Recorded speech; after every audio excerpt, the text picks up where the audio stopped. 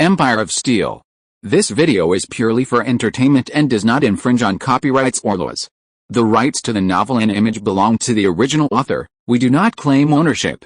Don't like waiting and want to listen to this fanfic in full now? Subscribe to our Patreon, where you'll find the best fanfics. Chapter 276 Galen ship completed. In the palace, a piece of silver is wrapped in plain clothes, which is extraordinarily beautiful. Aster's character is bold, and Xiaoming will get married soon, and she and Luo will be King Qi's people soon. So she grabbed the ball of snow from the ground and said with a smile, "Your Highness wants to eat rouge, so you have to catch up with his servants." After saying that, he raised the snow and threw it at Xiaoming. Xiaoming flashed sideways and squatted down to grab a handful of snow. Before he could stand up, he was hit by a mass of snow. He stood up and saw that Luo was still throwing him, and immediately rushed over with a wailing cry. What? With a scream, Luo ran towards Ziwen, and the two fled while throwing snowballs at Xiaoming. None of you can escape. Xiaoming grabbed the snowball and threw it. The three were playing in the palace, when Zhang Liang walked in under the guidance of his family. Seeing Xiaoming playing with Ziwen and Luo, he coughed twice in embarrassment when an outsider appeared. Aster and Luo naturally did not dare to be naughty anymore, and withdrew their smiles. Looking back and seeing Zhang Liang, Xiaoming guessed his purpose. Has the Galen ship been completed? Since the last time I went to the shipyard, Xiaoming instructed Zhang Liang to speed up the progress, because according to Zhang Liang, it was very difficult for these three ships to be completed by the end of the year. Going back to His Highness, the old slave has finally met His Highness's expectations. Now that the three Galen ships have been completed, they can sail away at any time. Zhang Liang said excitedly. Xiaoming's spirit was suddenly shocked. Now it is the end of the 17th century, and the end of the new year is about to enter the 18th century. This is the peak period of the glorious era of navigation in history. In modern times, his motherland has missed this era. Coming here, he will not let this happen again. With endless wealth and resources overseas, Xiaoming must have a share of the pie. Instead of letting the Western powers dominate, take this king to have a look. Although it was still snowing heavily, Xiaoming could no longer contain his excitement. He and Zhang Liang rode to the shipyard in Xiaoking. At this time, someone had already arrived before him. Naturally, it was Yu Yun and the others who were about to drive the Galen ship to see His Royal Highness. Can we go to sea after the new year? When Xiaoming got to the boat, Yu Yun asked excitedly. At this time, a thick layer of snow fell on Yu Yun and other crew members, and the excitement of sailing had made him unable to care about it. No, we have to wait for the naval guns to get on board now. All the three Galen ships have their sails on, but the sails are now retracted, and the three ships are still on the beach, just to wait for the naval guns to get on board. He didn't know how dangerous the unknown sea was, but the Ottoman Empire, which was a bridge between the East and the West, already had artillery. And he concluded that the West was not far behind after all. In this time and space, the Gothic steppe empire on the northern grasslands replaced Mongolia in its westward expedition to Europe, and the time was advanced by about 50 years. Of course, in Xiaoming's view, the Western expedition may have an impact on the historical process of Europe, but it is not an absolute impact. The difference in the development of civilization is also one of the reasons why Europe gradually distanced itself from the feudal dynasties in the East after the Middle Ages. But no matter what, Xiaoming will still maintain a cautious attitude until he fully understands the degree of Western civilization. That's why he insisted on naval guns on board if Yu Yun encountered the European fleet at sea, or the pirates running rampant at sea in this era. At least he would have the power to fight back. After all, whether it is a Galen ship or a naval gun, he is confident that he will not lose to the West in this era. And should have a battleship want to wait? Yu Yun suddenly felt a little lost. Xiaoming's expression became serious at this time. He said, "Correct your attitude. This time you are going to go on a long voyage, and this king will also have a very important task for you. This is not a child's play. If you are not careful, you may never come back." Seeing Xiaoming being so sullen, Yu Yun put away his frivolous attitude. He held the rudder and asked tentatively, "Your Highness, what is the mission?" "The first is to bring back crops such as potato peppers, corn, sweet potatoes, etc. The second is to touch the level of modern Western civilization, and the third is to draw a chart and find a route for the King's Navy." Yu Yun has been staying at Bowen College for a long time. In addition to learning the knowledge of maritime navigation, they also divided the positions of each ship's crew members. The gunner followed Luo Xin to train artillery, and the others followed Niu Ben to practice martial arts. Although sailing warships can shoot at each other in this era, it is very likely that they will never be able to sink each other because of solid shells. Therefore, The outcome of the battle can only be determined in the final battle, so personal strength is equally important. In addition, there were also translators and navigators on board. This translator was naturally prepared by Xiao Ming in order to contact the West if there are colonies of European powers all over the world now. The translator will play an important role in communication and facilitate him to collect information. Yu nodded.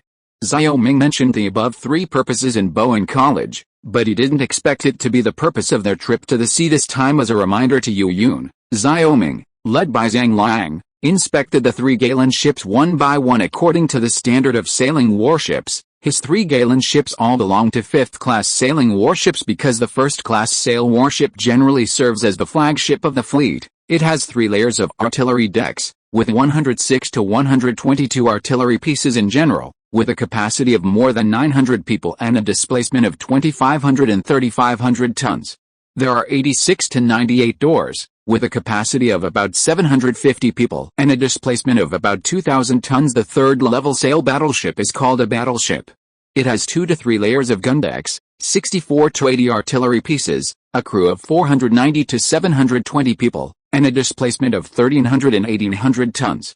This kind of battleship is the main battleship in the era of sail battleships. The 4th-tier sail battleships are smaller.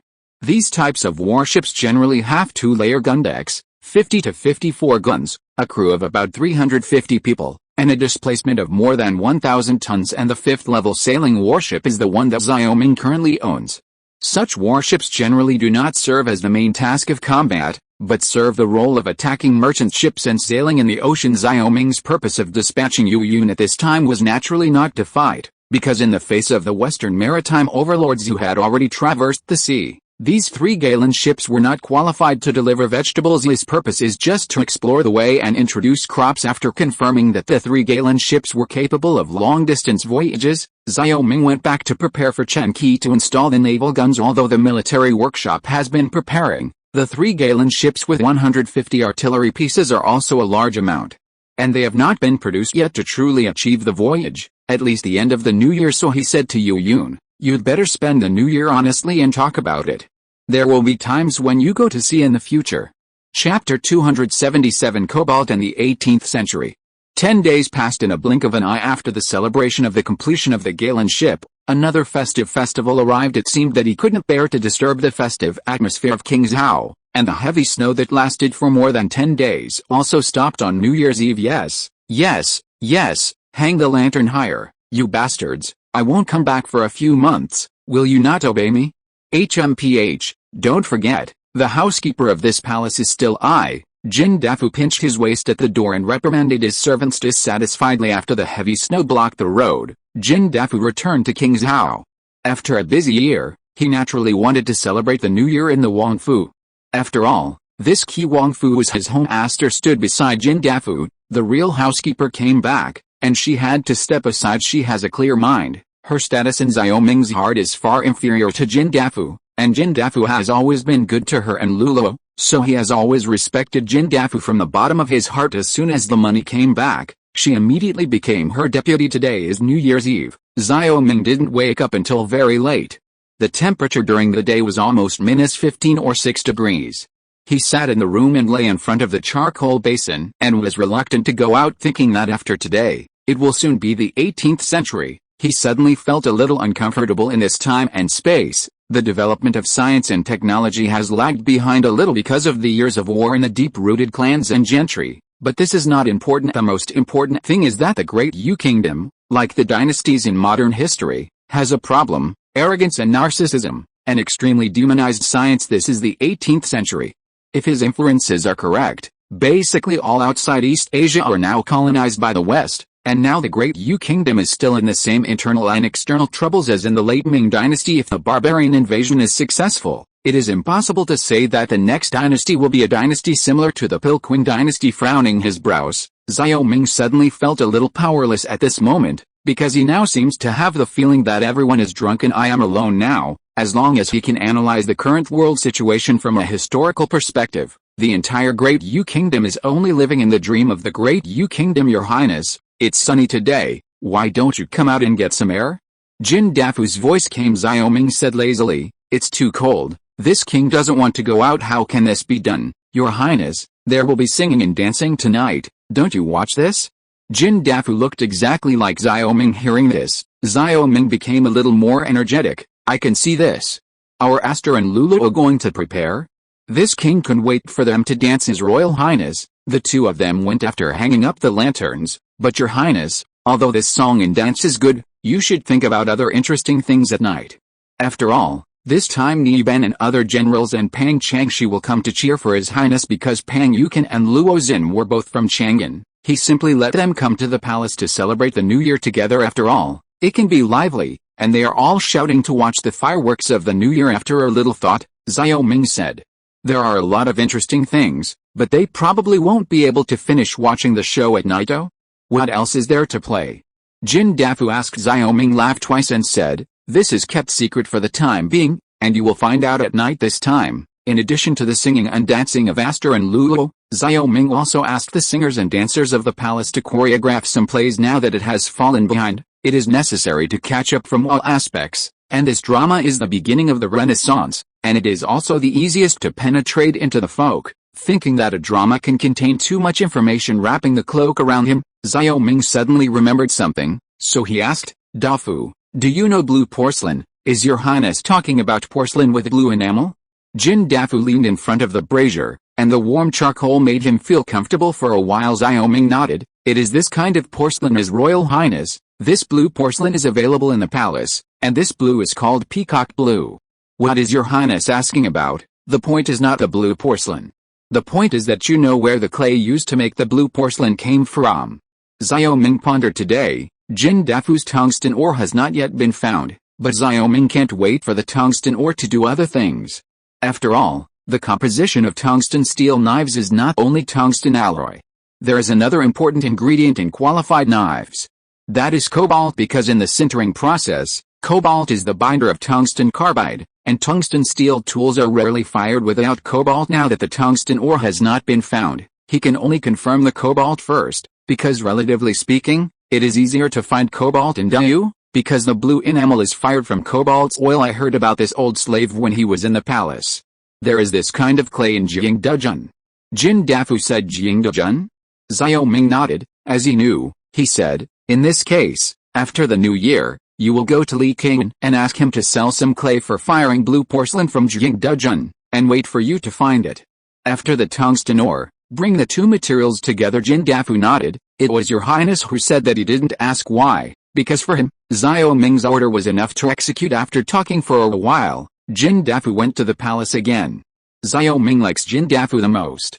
He just does things and never asks why. Tungsten mine, when will I be able to find you? Xiao Ming sighed as he looked at Jin Dafu's disappearing figure. Because he was impatient, he also asked Chen Qi to forge some high-carbon steel as a tool, but whether it was drilling or cutting, this tool was easy to soften, and even if a job was not completed, the tool would be useless after all. Although the iron and steel industry in Qingzhou has made progress, the production of qualified high-carbon steel knives still cannot meet the requirements. On the contrary, as long as you have tungsten, it is much simpler. After all, by adding tungsten and cobalt, you can get a tool that is much more durable than high-carbon steel. He stayed in the palace all day, and at night, Niu Ben, Lu Fei and others arrived one after another. The palace also became lively in an instant.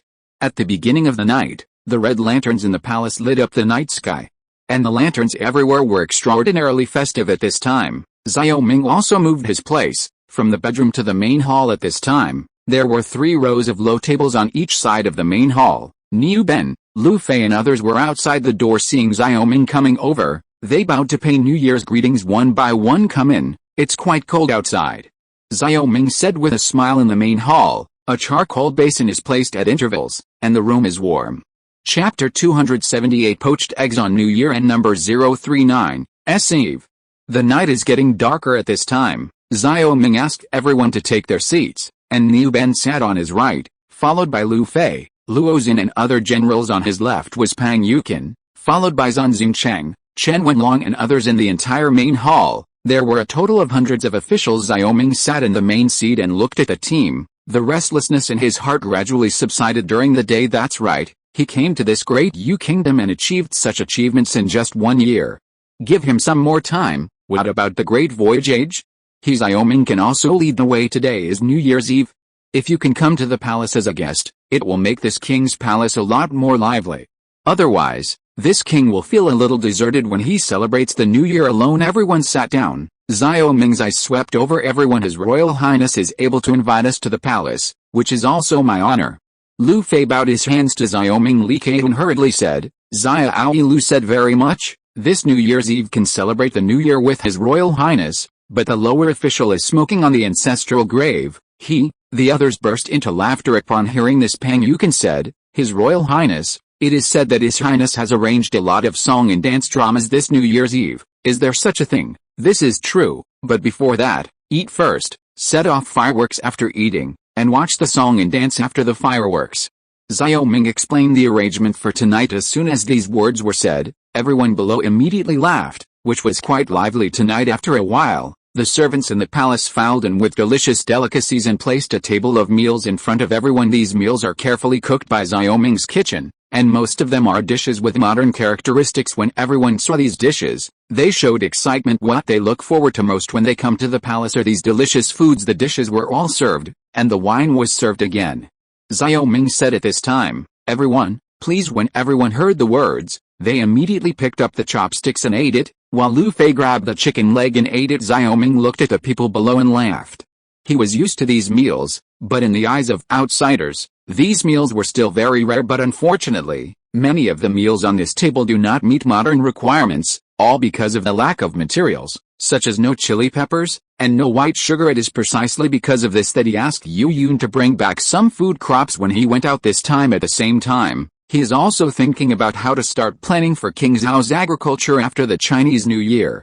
After all, the number of crops in King Zhao is very simple now, which is very unfavorable for the development of King Zhao's industry. After all, the development of industry needs raw materials, and the problems in this textile mill have explained everything. In addition to cotton, Xiaoming is still thinking that a crop is sugar cane. As long as there is sugar cane, white sugar can be produced. With white sugar, many foods can be produced and processed. At that time, he could consider producing portable food for military use, which would be very useful for cavalry on long journeys or expeditionary troops. His Royal Highness, the oil in the palace is really delicious.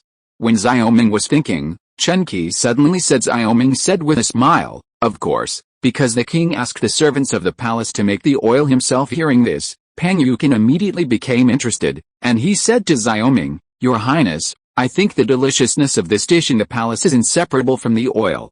Your Highness might as well pass this oil and technique to the Wei family restaurant. In this way, on the contrary, it can attract many businessmen to go to board and lodging, which can also increase the income of the government office. Right, the Wei family restaurant used to belong to the Wei family, but later because of need, Xiaoming asked the government to buy the Wei family restaurant. In this way, it is also convenient for the secret guard to monitor the guests who enter the host. When Pan Yukin said this, an idea suddenly emerged in Xiaoming's mind. In modern times, the symbol of commercial prosperity in a region is the hotel. Now King Zhao merchants come and go very frequently, and restaurants in King Zhao can often be said to be full, which is also a profit point for King Zhao. Pang Changshi's remarks are reasonable. I didn't expect that having a New Year's Eve dinner on New Year's Eve would also make this king feel something. Xiaoming said happily, Since this is the case, after the New Year, this king will call the chef of the Wei family restaurant into the palace, let him learn cooking skills from the chef of the palace, and from now on, the palace will provide oil to the Wei family restaurant every day, so these delicious dishes will definitely make businessmen who come to King Zhao linger. Niu Ben took a sip of wine and said, Your Highness, if this is the case, I will go to the Wei family restaurant for dinner every day. After Niu Ben, me too. Your Highness, you don't know, the food in the palace is really delicious. When I go home, I will eat the food at home at the end of the day on New Year's Eve. All the officials also relaxed. Zhan Xingcheng asked, Your Highness, we usually eat cooked meals. The meals in the palace are probably different. That's right, all the dishes in the palace are fried out? What is fried?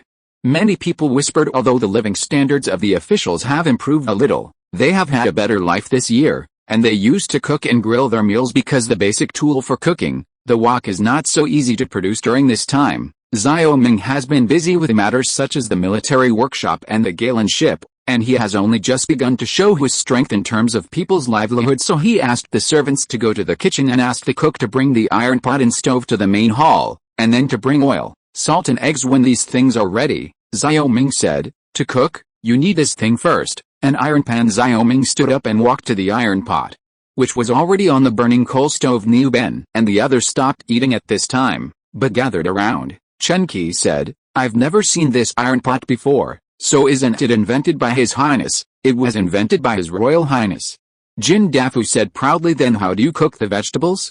Pang Yukin asked, his eyes rolling around, thinking that now Xiao Ming has finally exposed the secret of food after the Chinese New Year. Be sure to ask Xiao Ming for a pair of iron pans to go back and cook this New Year's just for fun.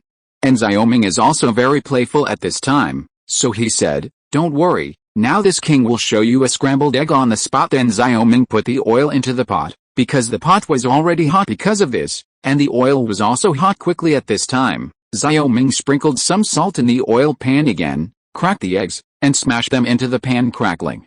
The egg was placed in the pot, and the oil splashed suddenly, some of which fell on Lu Fei's face against the pot, calling him hot. All the officials did not turn their eyes at this time, staring hard. This time Xiao Ming made poached eggs, and the eggs were cooked in a while. At this time, he shoveled out the poached eggs and asked, who wants to try it? Chapter 279. The golden yellow poached egg wafts in the air with a strong fragrance in the main hall. Pang Yukin and the others all let out an exclamation.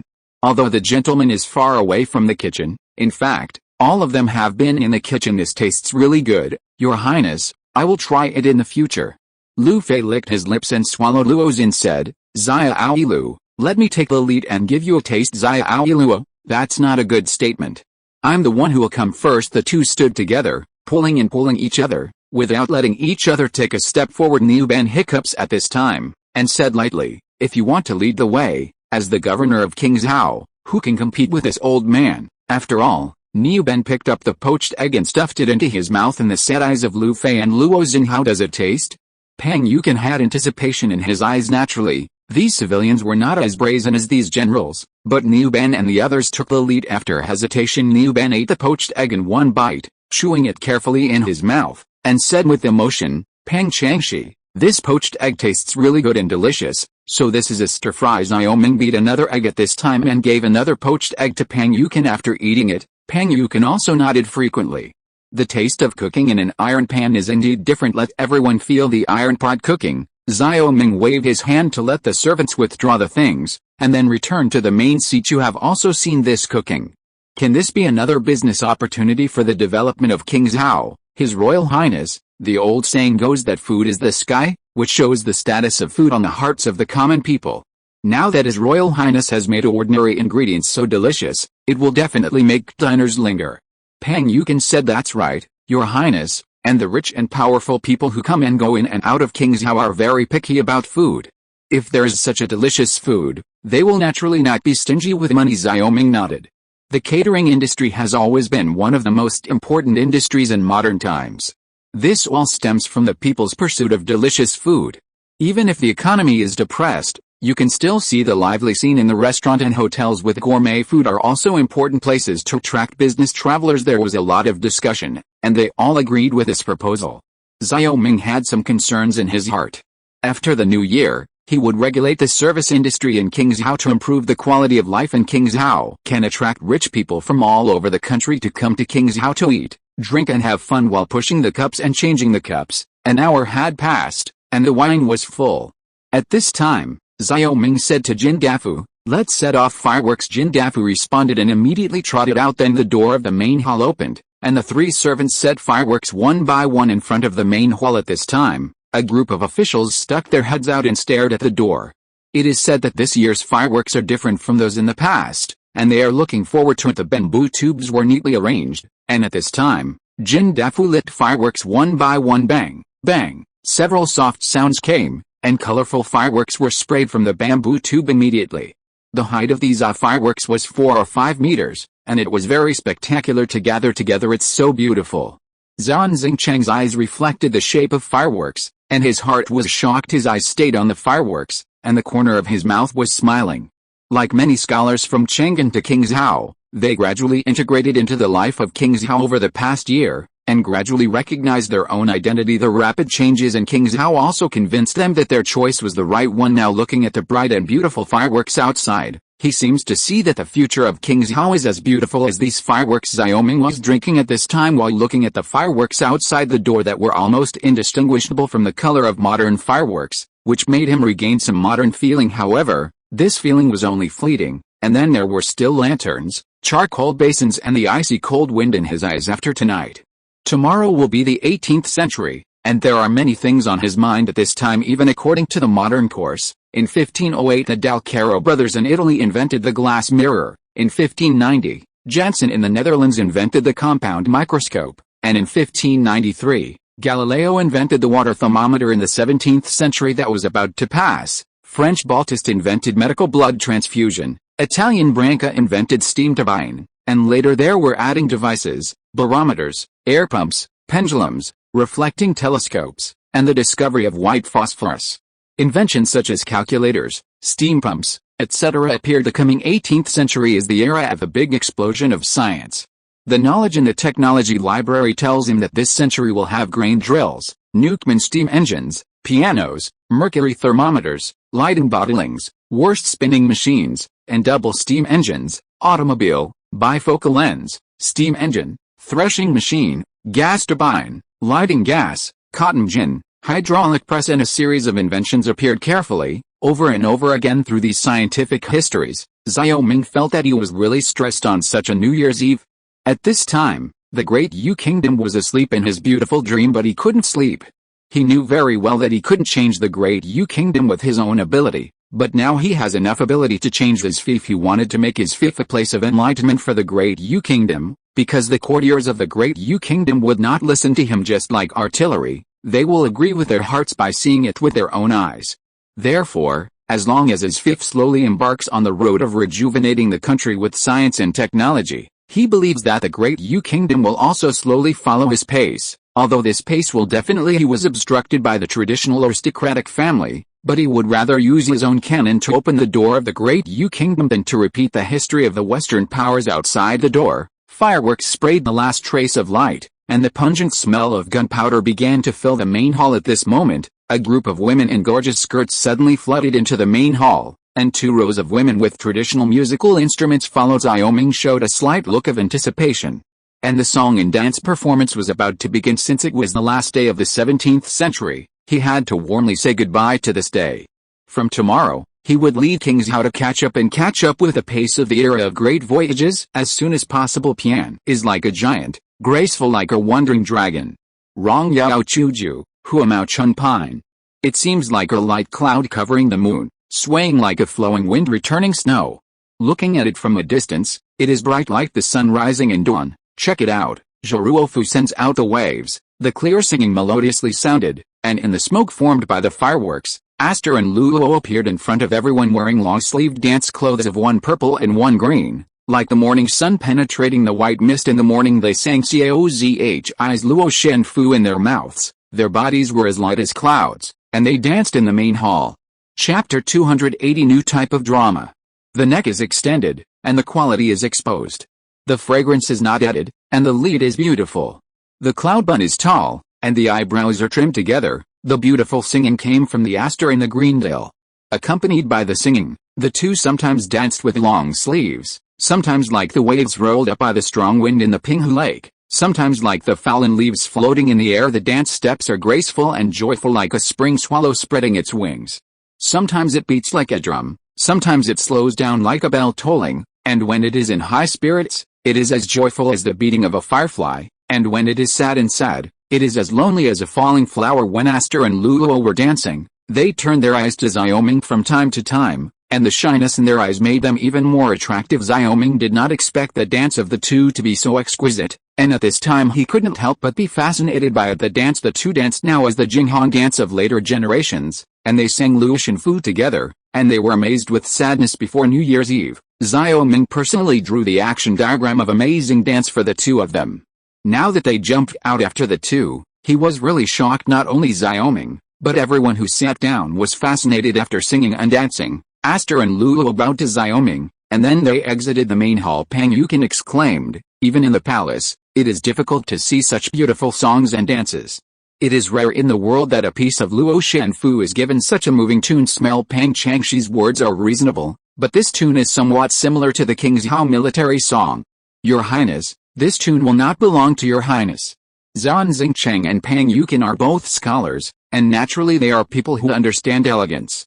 Speaking in a straight line, Lu Fei said carelessly, "You literati are sour, your Highness. This song and dance is really beautiful." And beautiful. When Pang Yukin and Zhan Xingcheng heard the words, they immediately shook their heads. Xiaoming admitted at this time, "This tune is exactly what this king learned, and this dance is frightening dance." The tunes of this Jinghongwu and Luo Shenfu come from the legend of Zhen Huan in later generations, because the soundtracks are all from ancient musical instruments. Because this song can be perfectly presented in this era now, everyone's reaction confirms the charm of this song and dance. Xiaoming finally didn't waste his time. The reason why he chose Amazing Dance with Luo Shenfu was just as a transition. Since he wanted to create his own literary and artistic atmosphere in the fief, it was a good start. Everyone was still immersed in the singing and dancing just now, when two more people came outside the main hall. One of them was a girl, and the other was an old man. The girl walked into the middle of the main hall and suddenly sang, "The north wind blows, the snowflakes flutter, the snowflakes flutter, the year is coming." When everyone saw the two, they immediately showed a puzzled look, because they didn't know what the two were doing, but they still looked serious when they saw Xiaoming's indifferent look. After the girl sang, the old man began to speak, and the performance was on the right track. Xiaoming smiled. And the performance below was the white-haired girl of later generations. But now it has been adapted by Xiaoming into a stage play of the Great Yu Kingdom. The two are still wearing the traditional costumes of the Great Yu Kingdom. Become a tyrant in King's Hao. In terms of content, there have also been many changes. In the early stage, it was still about Zaire being forced to sell herself by a tyrant, but in the back, the King's Hao army came to power and drove away the tyrant, and everyone was happy at the end. During the performance of the drama, Xiaoming paid attention to the reaction of the officials below, but Lu Fei and others watched it with relish, sometimes clenching their fists, sometimes gnashing their teeth. But Pang Yukin and Zhan Xingcheng seemed to be thinking about something. At the end of the drama, Lu Fideng stood up and cursed, "Kill you, Yang Beilao." Without waiting for him to go out, Niu Ben pressed him on the seat and scolded, "Idiot, this is a play, you should take it seriously." It was only at this moment that Lu Fei came to his senses. But he surprised the person playing old Yang Bai. At the end of the play, Pang Yukin said, "Your Highness, I have never seen this kind of drama before, but it is simple and unpretentious, but it can make people feel the same. No, I take it all for real." Lu Fei laughed. Xiaoming glanced at the people in the hall and asked, "What do you think it would be like to let this play go on a private tour?" Naturally, the common people will hate pride and are more grateful to His Highness who drove the King's Hao nobles away. Zhan Xingcheng said, "But in the opinion of the following officials, I am afraid that His Highness's purpose is more than that. This drama is fake in the fief tour. I am afraid it will spread its truth to go to a nearby feudal kingdom." Xiaoming glanced at Zhan Xingcheng in surprise, but this time Zhan Xingcheng was not at all false. This white-haired girl Xiaoming is naturally not prepared for the people of the fiefdom. After all, the people are now aware of their achievements, and there is no need to repeatedly brag. The real purpose of this drama is to spread to the people of other feudal countries. In this way, the potential meaning of this drama will take root in the hearts of the common people. One will make them dissatisfied with the local tyrants, and one will increase their yearning for King's Hao. In this way, not only can the refugees make up their minds to go to King's Hao, but they can also gain a base of people where the drama spreads at a very small price, and these common people's foundations can't be used in the future. If they are arranged now, it is better than doing nothing at all. In addition, this form of drama is also the beginning of the Renaissance. In the future, people's wisdom can be opened up through this form of drama, such as the performance of Shang's Honggang, and another example of persuading learning ordinary people sometimes don't like the twists and turns of Wen and Crepe, and straightforward dramas are more likely to penetrate the hearts of the people. The heart of this king is very clear. Xingcheng, don't talk nonsense. Xiaoming said lightly, although his purpose was indeed what Zhan Xingcheng said, but he would not admit it because he understands that the wealthy people will be angry when they see this drama, and he doesn't want to make trouble with Xiao Wangxun again, so this drama will only be performed in King's Hao. As for other opera troupes, I can't blame him. Xiaoming denied it, and Zhan Xingcheng immediately understood. His Royal Highness said it is very true, we have never seen this drama. Ha ha ha. Pang Yukin stroked his beard and laughed, instantly understanding. Niu Ben and Lu Fei stared at each other, and they were even more cloudy and foggy, not knowing what the three of them were talking about. The time for singing and dancing is short, but the time for the following drama is very long. After the performance, It is already very late at this time, Xiao Ming said. Everyone will drink a glass of wine together. After tonight, tomorrow will be the next year. You should share this with us, King. Niu ran. Pang Yukin took the lead in raising the wine glass. With an excited expression, the ministers and others will definitely do their best to assist His Highness to revitalize Kitty, please. Xiao Ming was also a little excited at this time. He drank the wine in his glass and said in his heart, I am here in the 18th century. Chapter 281 Globe. After a night of hangover, Xiao Ming's head still ached when he woke up early the next morning. Today is the first day of the new year. According to the custom, when visiting relatives and friends, if he is in Chang'an, he should visit everywhere. However, in the Great Yu Kingdom, if there is no important matter, the vassal king is not allowed to leave the fief. Especially Xiao Ming is also responsible for guarding the border, and he cannot leave his post without authorization now that New Year's Eve has passed. For Xiao Ming, the first thing to do in this new year is the Galen ship going to sea arranged to secretly spread the drama to the people. He went to Bowen College. Others can rest during the new year, but Yu Yun can't rest. After all, he will be the leader of the 3 Galen ships. Your Highness, is today the last lesson before going to sea? In the morning, Yu Yun was waiting in the school. Xiao Ming nodded. There were 2 reasons why he asked Yu Yun not to go to sea for the time being. One was that the artillery had not yet been on board, and the other was that Yu Yun still lacked the most important lesson in sailing, how to position himself at sea. There are only 3 people in the school. One is Yu Yun, and the other 2 are the 2 sailors who have studied better among the sailors this time.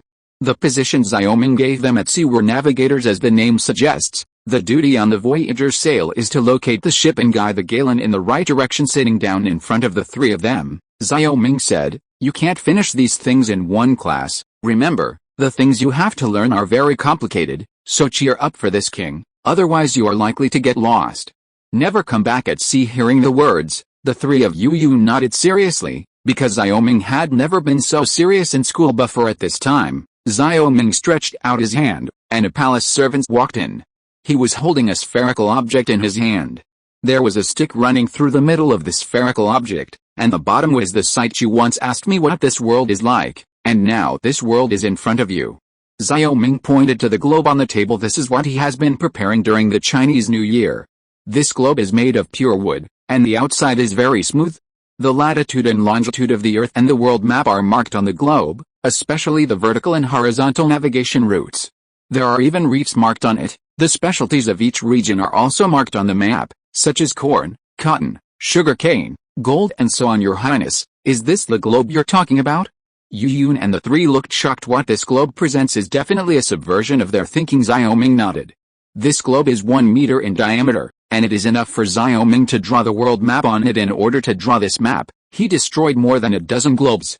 Until this one was a little more perfect, he would use it directly, otherwise he would not have waited until now to teach Yu Yun this knowledge. Xiao Ming's hand pressed on the globe began to rotate, and pieces of ocean and land flashed in Yu Yun's eyes. From the simplest point of view, first of all you have to figure out which oceans and which lands the world is divided into.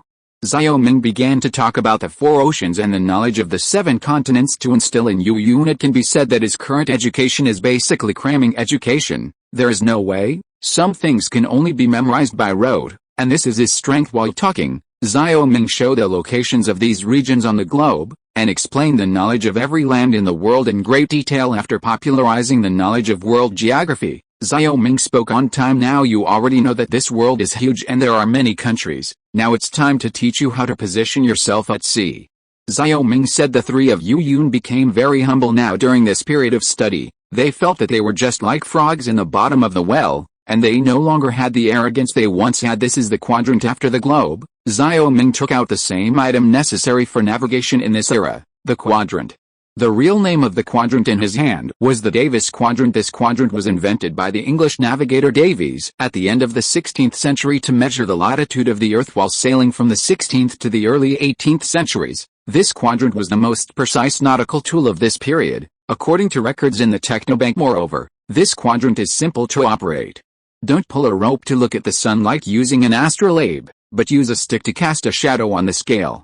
The position of the shadow end indicates the height of the sun, so that the latitude can be calculated. Xiao Ming put a lot of effort into making this quadrant. In fact, the structure of this quadrant is very simple, just 2 compasses, one large and one small, put together, but each of the two legs of the compass uses a curved wooden strip connected, and each has a stick on the connected structure. The most difficult part of the quadrant is the scale problem. In order to make the scale accurate, the quadrant in Xiao Ming's hand was a bit large, almost 50 centimeters long. After all, the larger the scale interval, the better the painting, and the error is relatively small. His Royal Highness, do you just use this to calculate the dimensions of the Earth? Yu Yun already understood what latitude and longitude are. Xiao Ming nodded. This is just an instrument.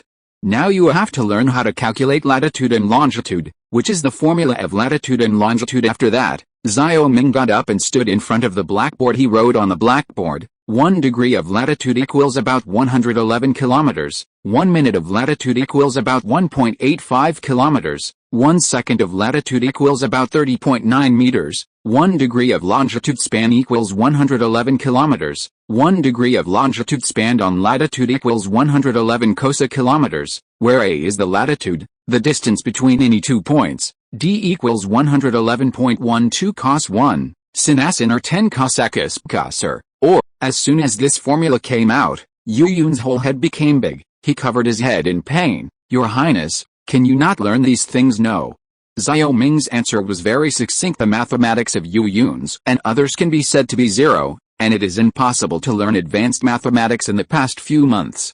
Therefore, Xiao Ming will not teach Yu Yun other mathematics knowledge. He only let Yu Yun learn to calculate dimensions in this way, which means that he only needs to learn how to use this formula to calculate latitude and longitude. In this way, his study volume will be greatly reduced, and he will only focus on this formula, and Xiao Ming will also provide him with a calculation table of latitude and longitude.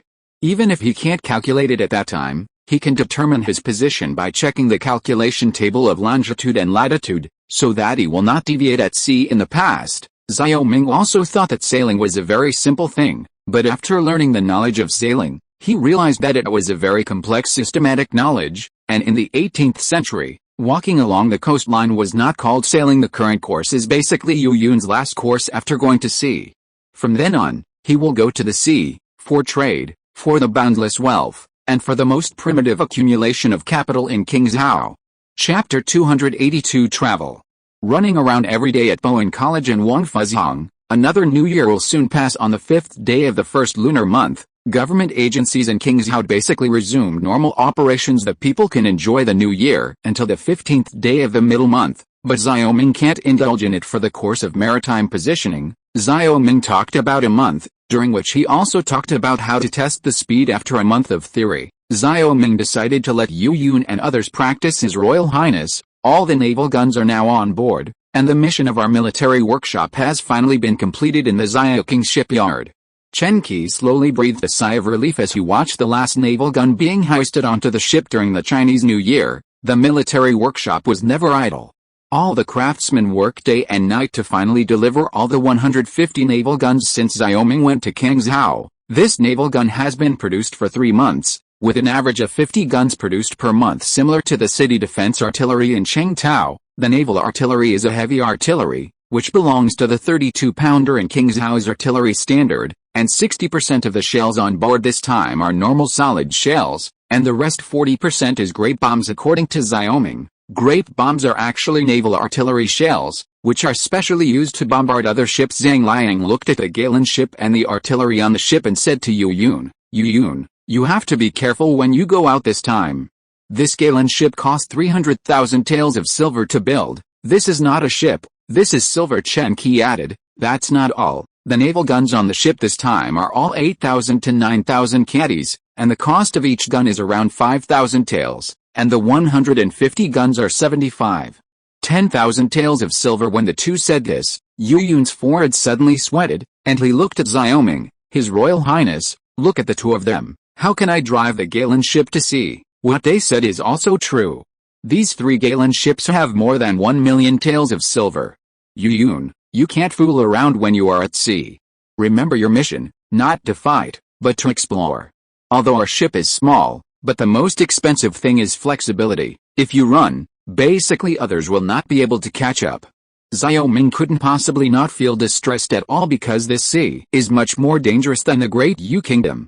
In the Great Yu Kingdom, he is a prince, and there are many people who give him face when it comes to sea, Who cares that this is the battleship of the 7th Prince of the Great Yu Kingdom? When Yu Yun and the others can come back, he will have to burn high incense, but even so, he had to do it because in the age of great voyages, whoever mastered the maritime hegemony mastered the trade routes. Now that the Silk Road on the road has been cut off by the Ottoman Empire, and there are barbarians in the north, it is impossible for him to trade through this road, and at sea he may use his own advantages to monopolize the trade routes of East Asia and Southeast Asia as long as there are places where goods are dumped. King Zhao's industry can thrive. All three of them said that. Yu Yun became more and more precious about his Galen boat. He said, "Yes, Your Highness." Yu Yun remembered it. All the gunboats were on board, and the 3 Galen ships were all ready. At this time, Xiao Ming and Yu Yun boarded the flagship King Zhao and the Galen ships. This time, he will follow Yu Yun along the Zhaoqing River to the estuary of Bohai Bay, and then arrive at Dengzhao from the estuary. Through this route, Yu Yun will practice the navigation knowledge he has mastered. Zhang Liang out on the boat immediately. Xiaoqing shipyard will be managed by his son, and he will go to Dengzhao to be in charge of Dengzhao shipyard. After all, the Xiaoming naval base was selected at Weihaiwei in the southeast of Dengzhao. Many people must be familiar with this place, because the Battle of Weihaiwei was part of the Sino-Japanese naval battle. Weihaiwei is close to the Yellow Sea on 3 sides in the north and southeast, opposite to the Liaodong Peninsula in the north, and across the sea from the Korean Peninsula and the Japanese archipelago in the east and southeast. The geographical position is very dangerous. Once he gained a firm foothold in Weihaiwei, Xiao Ming would have seized the route of guerrilla and Japanese to the south, and he could face the Ryukyu Islands at the same time. The location of the naval base in this place, as the name suggests, is also for a plot of personal mood. The dignity that was once lost here, and now he wants to find it again. Let the sails go on the Galen's boat, a loud horn recalled, and the sails on the mast plunged straight down like a waterfall. Then the strong wind blew the canvas, and the first mate who was put on immediately took the helm and controlled the Galen ship to change and leave the dock under the push of the wind. The Galen ship at the back followed closely with the flagship to pull anchor and set sail. The water surface of the Zhaoqing River is wide, and the Galen boat went all the way down the lake to the east. It arrived at the mouth of the sea in less than a day. When he saw the wide ocean, Xiao Ming said, "Let's start the exercise." Yu Yun nodded and shouted, "Start the drill." At this moment, the flag bearer who was wearing it immediately stood at the stern of Galen's boat, and slogan one after another towards the Galen's boat behind the Galen ship. Behind saw the semaphore, and the captain who put it on immediately began to instruct the navigator to measure the dimension and calculate his position on the King Zhao. Yu Yun took out a quadrant and recorded the position of the reflection of the stick on the quadrant. He immediately calculated the formula and took out the form Xiao Ming gave him because he had already recorded it once when he was in King Zhao. This time he calculated his location again and quickly came up with his location. "Your Highness, we are at the 53 degrees north latitude, 97 nautical miles away from King Zhao." After half an hour, Yu Yun told Xiao Ming the data obtained. Xiao Ming nodded. When they were in King Zhao, the latitude of Yu Yun's computing was 49 degrees north latitude. Now they are walking diagonally for a while. Then he calculated it again, which was basically the same as Yu Yun's calculation. He was already satisfied with this result. After all, in this era, instruments are all inaccurate, and they cannot be so accurate. It is already quite remarkable to be able to roughly determine his position when Yu Yun was leaving. Xiao Ming also gave him the latitude and longitude map he had drawn.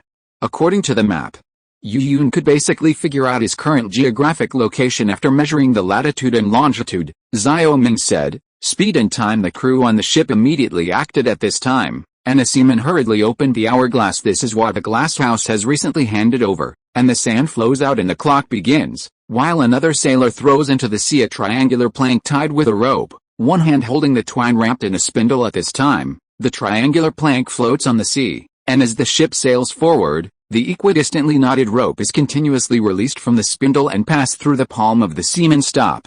After waiting for a while, Yu Yun suddenly called out, and a crew member immediately stopped the hourglass. The seaman in charge of the rope counted the knots and reported a number. Yu Yun then calculated the number of knots that passed through his palm during the time the hourglass was timing. After calculating, Yu Yun said, "Your Highness, the current speed is 8 knots. Chapter 283 Japanese Pirates. The icy sea breeze whizzed past the Galen ship, and the strong wind pushed the Galen ship to move fast at sea. Every once in a while, Yu Yun will measure the dimensions and speed, and at the same time mark the specific position of the Galen ship at sea on the chart. Starting from the sea exit, Yu Yun checked the longitude and latitude on the map along the way. Xiao Ming's test for Yu Yun this time was to see if they could reach Deng Zhao with their knowledge of navigation. While staying away from the coast, His Royal Highness, there are still about 10 miles to go to Deng Zhao. After 3 hours at sea, Yu Yun entered the cabin at the beginning of the design of the Galen ship. The living place was set in the cabin. After resting in the cabin room for a long time, Xiao Ming rubbed his eyes and got up. He glanced at the chart that Yu Yun brought over. During the voyage, Yu Yun kept marking the route, which was indicated by a dotted line, and now it was about to be drawn from the seaport to Deng Zhao. Although the nautical knowledge learned from Yu Yun this time was very important, the precise latitude and longitude chart provided by Xiao Ming was equally important, because in this day and age even the West cannot have such sophisticated charts. You can go to Yutei village soon. Then, you have to invite this king to eat sea fish. The sea is very bumpy, and the sails and battleships are up and down in the waves enough to make people spit out the contents of their stomachs. It is difficult for a person without sea navigation experience to apply this kind of life, which is why he chooses seafarers from fishermen, because the genes of seafaring are already in their bones along the way. Xiao Ming was a little uncomfortable, but the sailors on the boat were very excited, like fish entering the sea. His Royal Highness, I will leave this to the next official. At least let His Highness taste abalone. This sea area is where we often fish, Yu Yun said with a smile. The two went up to the deck while talking. Xiao Ming picked up the binoculars and looked forward. Suddenly, he saw thick smoke in his eyes. At this time he said, Yu Yun, look at the smoke in front of you coming out of your village. Hearing this, Yu Yun's expression suddenly tightened. He immediately picked up the binoculars and looked in the direction Xiao Ming pointed. Seeing the billowing thick smoke, Yu Yun was shocked, and he said anxiously, Your Highness, I'm afraid the village will be attacked by Japanese pirates. Many of the sailors on the ship were from Yutei village. At this time, as the ship got closer to the coast, the thick smoke was already visible to the naked eye. Japanese pirates? Xiao Ming frowned. He picked up the binoculars to look over, and found that there were indeed 3 seaboats parked outside the village. After careful identification, these 3 seaboats were exactly the same as the Anzhi boat in the Japanese country. Speed up and let the gunner prepare, Xiao Ming ordered quickly. A few days ago, Xiao Qi, the envoy of the King of Wei, had warned him that the Japanese disease along the coast was getting worse, and this is Yutei village, Yu Yun's hometown. The gunner is ready, load the great bombs. All the sailors on the ship immediately moved. At this time, they were more anxious than Xiao Ming, because Yutei village lived in their relatives. Yu Yun looked anxious, and wished he could fly over now. Xiao Ming's eyes were deep. In Xiao Ming's view, the Great Yu Kingdom is now in a very dangerous era. Because of the twisted development process, the Great Yu Kingdom is like the Qin dynasty. There has been no progress in science and technology for hundreds of years, and now the domestic situation of Deu is even more domestic and foreign, and it is in a very weak period from the perspective of modern history. Since the 17th century, whenever the Central Plains dynasty fell into decline, the neighboring Japanese state of the Central Plains dynasty on the sea would take advantage of the fire. On the one hand, this island country is naturally aggressive. On the other hand, the Deu country is already struggling with the barbarians, and has no energy to deal with the Japanese pirates along the coast. This further fuels the arrogance of the Japanese pirates, so that the pirates along the coast are getting worse and worse serious. Even the guerrilla dynasty on the opposite side of Deng Zhao clearly supported the Japanese pirates to harass the coast of the Great Yu Kingdom. The savage troubles of the barbarians had not been eliminated, and at this time, the Japanese troubles had appeared again. Xiao Ming suddenly thought that if he hadn't come to this time and space, it would not be long before the Great Yu Kingdom would follow in the footsteps of Yao and Daking. It's just that since he's here, even if all the jade and stones are burned, the history of humiliation will not reappear on the children of the Han family ready to fight. The sails were all opened, and the strong wind caused the Galen ship to break through the waves at sea. After a while, the 3 Atakuya ships of the Japanese country appeared in everyone's field of vision. It seemed that the Galen ship had been discovered, and the 3 Atakuya ships not only did not escape, but instead rushed towards them. I don't know about life and death, Xiao Ming scolded for the invaders. Xiao Ming only had the word kill in his heart. He clearly remembered that the colonial pattern caused by the era of large sea still trapped his motherland like a cage. Even though his motherland was already strong at that time, he was still humiliated by these former invaders, and he was still criticized internationally. The distance between the two sides was getting closer and closer, and Xiao Ming could already see the Japanese pirates on Anzhi's boat from the telescope. These people were wearing clogs and kimonos with bows and arrows in their hands. At this time, the archers were already standing on the side of the ship, ready to shoot at the Galen ship. Takabune seems to be wearing a rectangular house with dense square holes, from which shooting can be carried out at this time. Not only was the clothes covered with Japanese pirates, but there was something like a crossbow sticking out from the square hole of the ship. Yu Yun gritted his teeth and looked at the burning village. He clearly saw that there were Japanese pirates in the village chasing and killing the villagers when the ships on both sides were 100 meters away. Yu Yun couldn't wait any longer. He shouted, "Battle formation!" The flag bearer waved the semaphore again and again. At this moment, the sails of the forward-going Galen ship suddenly changed position. At this moment, the three Galen ships suddenly turned sideways quickly, and their sides were aimed at the three rushing Attica ships. "Come closer." Xiao Ming stopped Yu Yun, who was about to give the order to fire. This distance was not enough to sink the Atakura ship in an instant, and the loading process was enough for the Atakura ship to get close to the Galen ship, and at that time it was probably a battle to catch up. Yu Yun was just anxious and lost his judgment. He calmed down and put down his hand. 100 meters, the Atakashi was approaching again, when a wave of arrows suddenly shot out from the Atakashi. The soldiers on board who were preparing for melee combat had already put on all their armor, and immediately picked up their shields to block Xiao Ming and Yu Yun. Dang dang. A series of arrows were blocked 60 meters. Dang dang. Another burst of arrows poured down, and at the same time, 6 powerful crossbows were suddenly launched from the opposite Anzai boat. These crossbows were very thick and were fired from bed crossbows hemp rope. These crossbow arrows with hemp rope slammed into the hull of Galen's ship in an instant. If you're listening to this novel on a channel other than Fanfic World, it means they downloaded and uploaded it without effort. We cordially invite you to visit our channel, Mundo Fanfic Novelis. There you'll find the original version of this story, and you can explore many other novels of various genres. We're waiting for you to immerse yourself in a world of incredible novels. Chapter 284 Encounter. Fire. At the moment when the crossbow arrow was fired, Yu Yun shouted loudly, "Fire!" One after another voices came into the cabin, and the gunners who were ready at this time immediately lit the match. Boom boom boom. The three Galen ships lined up in a row instantly burst into flames, and the smoke from the burning gunpowder filled the muzzle.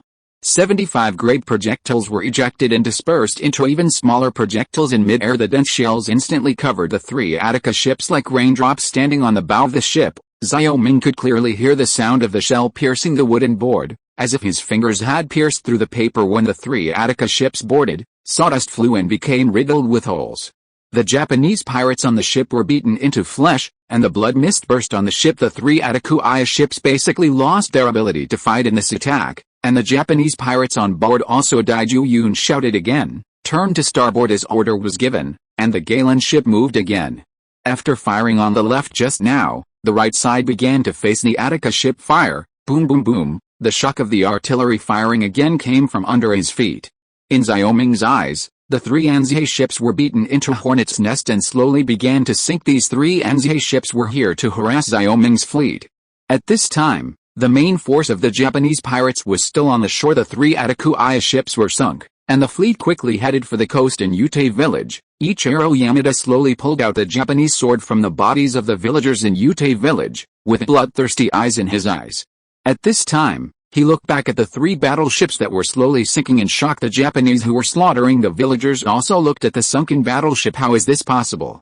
Yamada Ichiro shouted, turned his head, and said, "Go and search. You must find Meng Yalian for me. He must be in this village and can't run far." Looking at the flag of the Great Yu Kingdom on the battleship again, Yamada Ichiro stepped on an old woman's body, and the Japanese sword in his hand stabbed the old woman's leg fiercely. He asked fiercely, "Say, Meng Yalian is there?" Where? The old woman's body was covered with blood at this time. She sneered and spit out bloody spit at Yamada Ichiro. She looked at the warship that was getting closer and said, "That ship must be my son. He's here. He must be. I'll kill all of you puppies. Baga, you bunch of Chinese pigs." Yamada Ichiro raised his Japanese sword fiercely and stabbed the old woman's chest. Blood splashed, and the old woman frowned in pain, but when she looked at the towering battleship on the sea, a smile appeared in her eyes. The shrill screams continued. Yamada Ichiro stepped on the bodies of Ute villagers and frantically searched the village. He shouted, "Meng Yalian, you coward, are you just watching them die in front of you?" He grabbed a naked woman at this time. The inhuman humiliation had made the woman dying. He continued to shout, "Come out for me, come out. Otherwise, I will kill all the people in the village. The battleship with the flag of the Great Yu Kingdom was getting closer and closer, and Ichiro Yamada fell into frenzy as battleship sank, and he would never have imagined that the battleship of the Great Yu Kingdom could sink his battleship in an instant. Now he has no way out. He can only find Meng Yalian, the traitor, quickly with a knife to cut the woman's throat. Ichiro Yamada continued to frantically search in the village. He had no plans to escape. They were dead soldiers. Login, the king's house was docked on the coast. At this time, Yu Yun couldn't wait any longer. He jumped off the boat and stepped on the waist-deep water to the shore. Xiao Ming also jumped off the battleship under the escort of Zhao Long and Zhao Hu, and rushed to Yutei village with more than 600 soldiers at this time. The Japanese pirates in Yutei village had not left, and were still searching for something. As soon as they landed, 200 Japanese pirates rushed towards them shouting in Japanese. Yu Yun and the rest of the sailors were already red-eyed. The ground was littered with the bodies of villagers in Yutei village. Kill. When Xiao Ming saw a baby on the ground that was chopped in two, his anger erupted, and the humiliation suffered by his nation in the past and present spewed out of his chest at this moment, turning into endless anger. You and other barbarians, how dare you bully me like this? Kill! A thunderous roar came from the mouths of the sailors, and they slammed into the Japanese pirates like a torrent of steel. The sharp swords in their hands lit up and cut off the heads of the Japanese pirates. These Japanese pirates were wearing kimonos and holding Japanese swords. How could they be the opponents of these full-length armored sailors? 200 people were instantly scattered by 600 people. Xiao Ming and Yu Yun fought side by side at this moment. He is not a vassal king, just an ordinary soldier, a soldier with hatred for the country and the family in his heart. Born in this barbaric era, Xiao Ming naturally did not waste his personal force, and the foundation left by his predecessor was very good. A Japanese sword slashed at him from the side. Xiao Ming turned around, and the sharp sword in his hand swept down. The Japanese pirate couldn't dodge. His throat was cut, and blood spurted out instantly. Zhao Long and Zhao Hu guarded Xiao Ming, blocking the attacks of other Japanese pirates for him. Although these 200 Japanese pirates were small in number, they were all unstoppable. The more Xiao Ming fought, the more he could feel that these Japanese pirates were a group of extremely experienced veterans. It's just that the advantage in numbers and equipment cannot be made up for by bravery. It's just that most of the Japanese pirates were killed or injured in a short while, and at this moment, there was a sound of fighting in the south of Yutei village. Xiao Ming raised his head. The flag of the Deng Zhao army was flying, and the Deng Zhao army had arrived. The remaining Japanese pirates were about to be encircled. They looked at each other and suddenly gathered together to raise the Japanese sword and stabbed themselves in the abdomen. His Royal Highness, Yi Qingyan, the governor of Deng Zhao, is late and deserves death. The Japanese pirates fell one by one.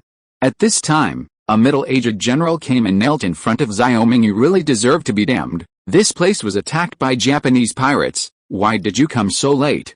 Xiao Ming was furious. Yi Qing said, His Royal Highness, when I learned that there were Japanese pirates in Yutei village, the last general immediately summoned soldiers to come to encircle and suppress them.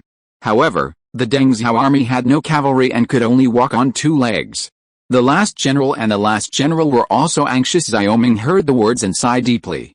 At this moment, a burst of crying suddenly sounded. Xiao Ming looked at it, but it was Yu Yunzhang who was holding an old woman's body and weeping bitterly. This old woman Xiao Ming had met, and it was Yu Yun's mother. Seeing this, Xiao Ming felt a burst of grief in his heart at this time. More than 30 seamen from Yutei village were also searching for the bodies of their relatives among the corpses, and the cries gradually filled Yutei village. The other seamen looked sad. It was not the first time they had seen such a scene. The fishermen living in Deng Zhao had no relatives who died at the hands of Japanese pirates. Chapter 285 Secret Information. These dogs, Japanese pirates, brothers, board the ship. We will kill the Japanese to avenge our relatives. Revenge, revenge. The angry shouts sounded in Yutei village. Yu Yun slowly put down his mother's body and was about to rush towards the Galen boat stop. Xiao Ming said sharply. At this time Yu Yun stopped at this moment and looked at Xiao Ming with red eyes. Your Highness, you have seen what these Japanese pirates have done to us. Do you still allow us to endure it? Should we take revenge and let the Japanese pirates pay their debts with blood and blood? Yes. But not now. Xiao Ming walked towards Yu Yun. The 3 Galen ships are the accumulation of King Zhao in 1 year, and you are the hope of the King Zhao navy. Why don't this king want to be hungry for meat and laugh at thirsty and drink the blood of Xiongyu? But now we are still too weak. We can't stand the toss. You have to believe in this king. Give this king a few more years, And this king promises you that he will definitely bring you to the Japanese country, and let the Japanese people pay for their blood debts. Yu Yun's heart was extremely painful at this time. His father was killed by Japanese pirates when he was very young, and now his mother also died at the hands of Japanese pirates. This hatred made him extremely angry. It's just that he understands that Xiao Ming is right. They are the foundation of the King's Hao Navy. When they return from the voyage, they can pass on their sailing experience in King's Hao from generation to generation. They are the seeds of the King's Hao Navy. Thinking of this, Yu Yancheng suppressed the hatred in his heart. For King's Hao and Xiao Ming's promise, he said, "Your Highness, I believe in you." The sentence "I believe in you" weighed like 1,000 jins. Xiao Ming took a deep look at Yu Yun. In this situation, he could calm down, indicating that Yu Yun had initially possessed the psychological qualities of a general. "Just based on what you said, if this king can't keep his promise, he will kill himself," Xiao Ming said with gritted teeth. Hearing this, Yu Yun nodded heavily. At this time, he looked at his mother on the ground, and tears welled up in his eyes again. Although the gang of Japanese pirates were all dead, hatred had already sprouted in the hearts of the sailors. This is not hatred of the Japanese pirates, but hatred of one nation against another, and at some point, this hatred will end in a war. "Your Highness, we have found someone." While everyone was mourning, a soldier from the Deng Zhao army suddenly came to report. At this time, 2 soldiers were walking towards this side with a person. Yu Yun looked at the man among the soldiers. His eyes were burning with anger. He picked up the sharp sword in his hand and rushed towards the man, shouting, "Meng Yalian, you are a thief, you will die." The man between the 2 soldiers was dying. Hearing Yu Yun's voice, the man slowly raised his head and shouted hoarsely, "Yu Yun, wait for me to finish speaking before you kill me." Seeing Meng Yalian have something to say, Deng Zhao soldiers immediately stopped Yu Yun. Yu Yun shouted, "His Royal Highness, he is Meng Yalian, Kidor's brother, a traitor who betrayed the villagers." Meng Yalian smiled bitterly, and he said, "Yu Yun, I didn't cut you with a knife. Do you think you can survive until now? You idiot, your temper is still as irritable as before. What right do you have to say to me? This group of Japanese pirates must be attracted by you, and I will kill you now."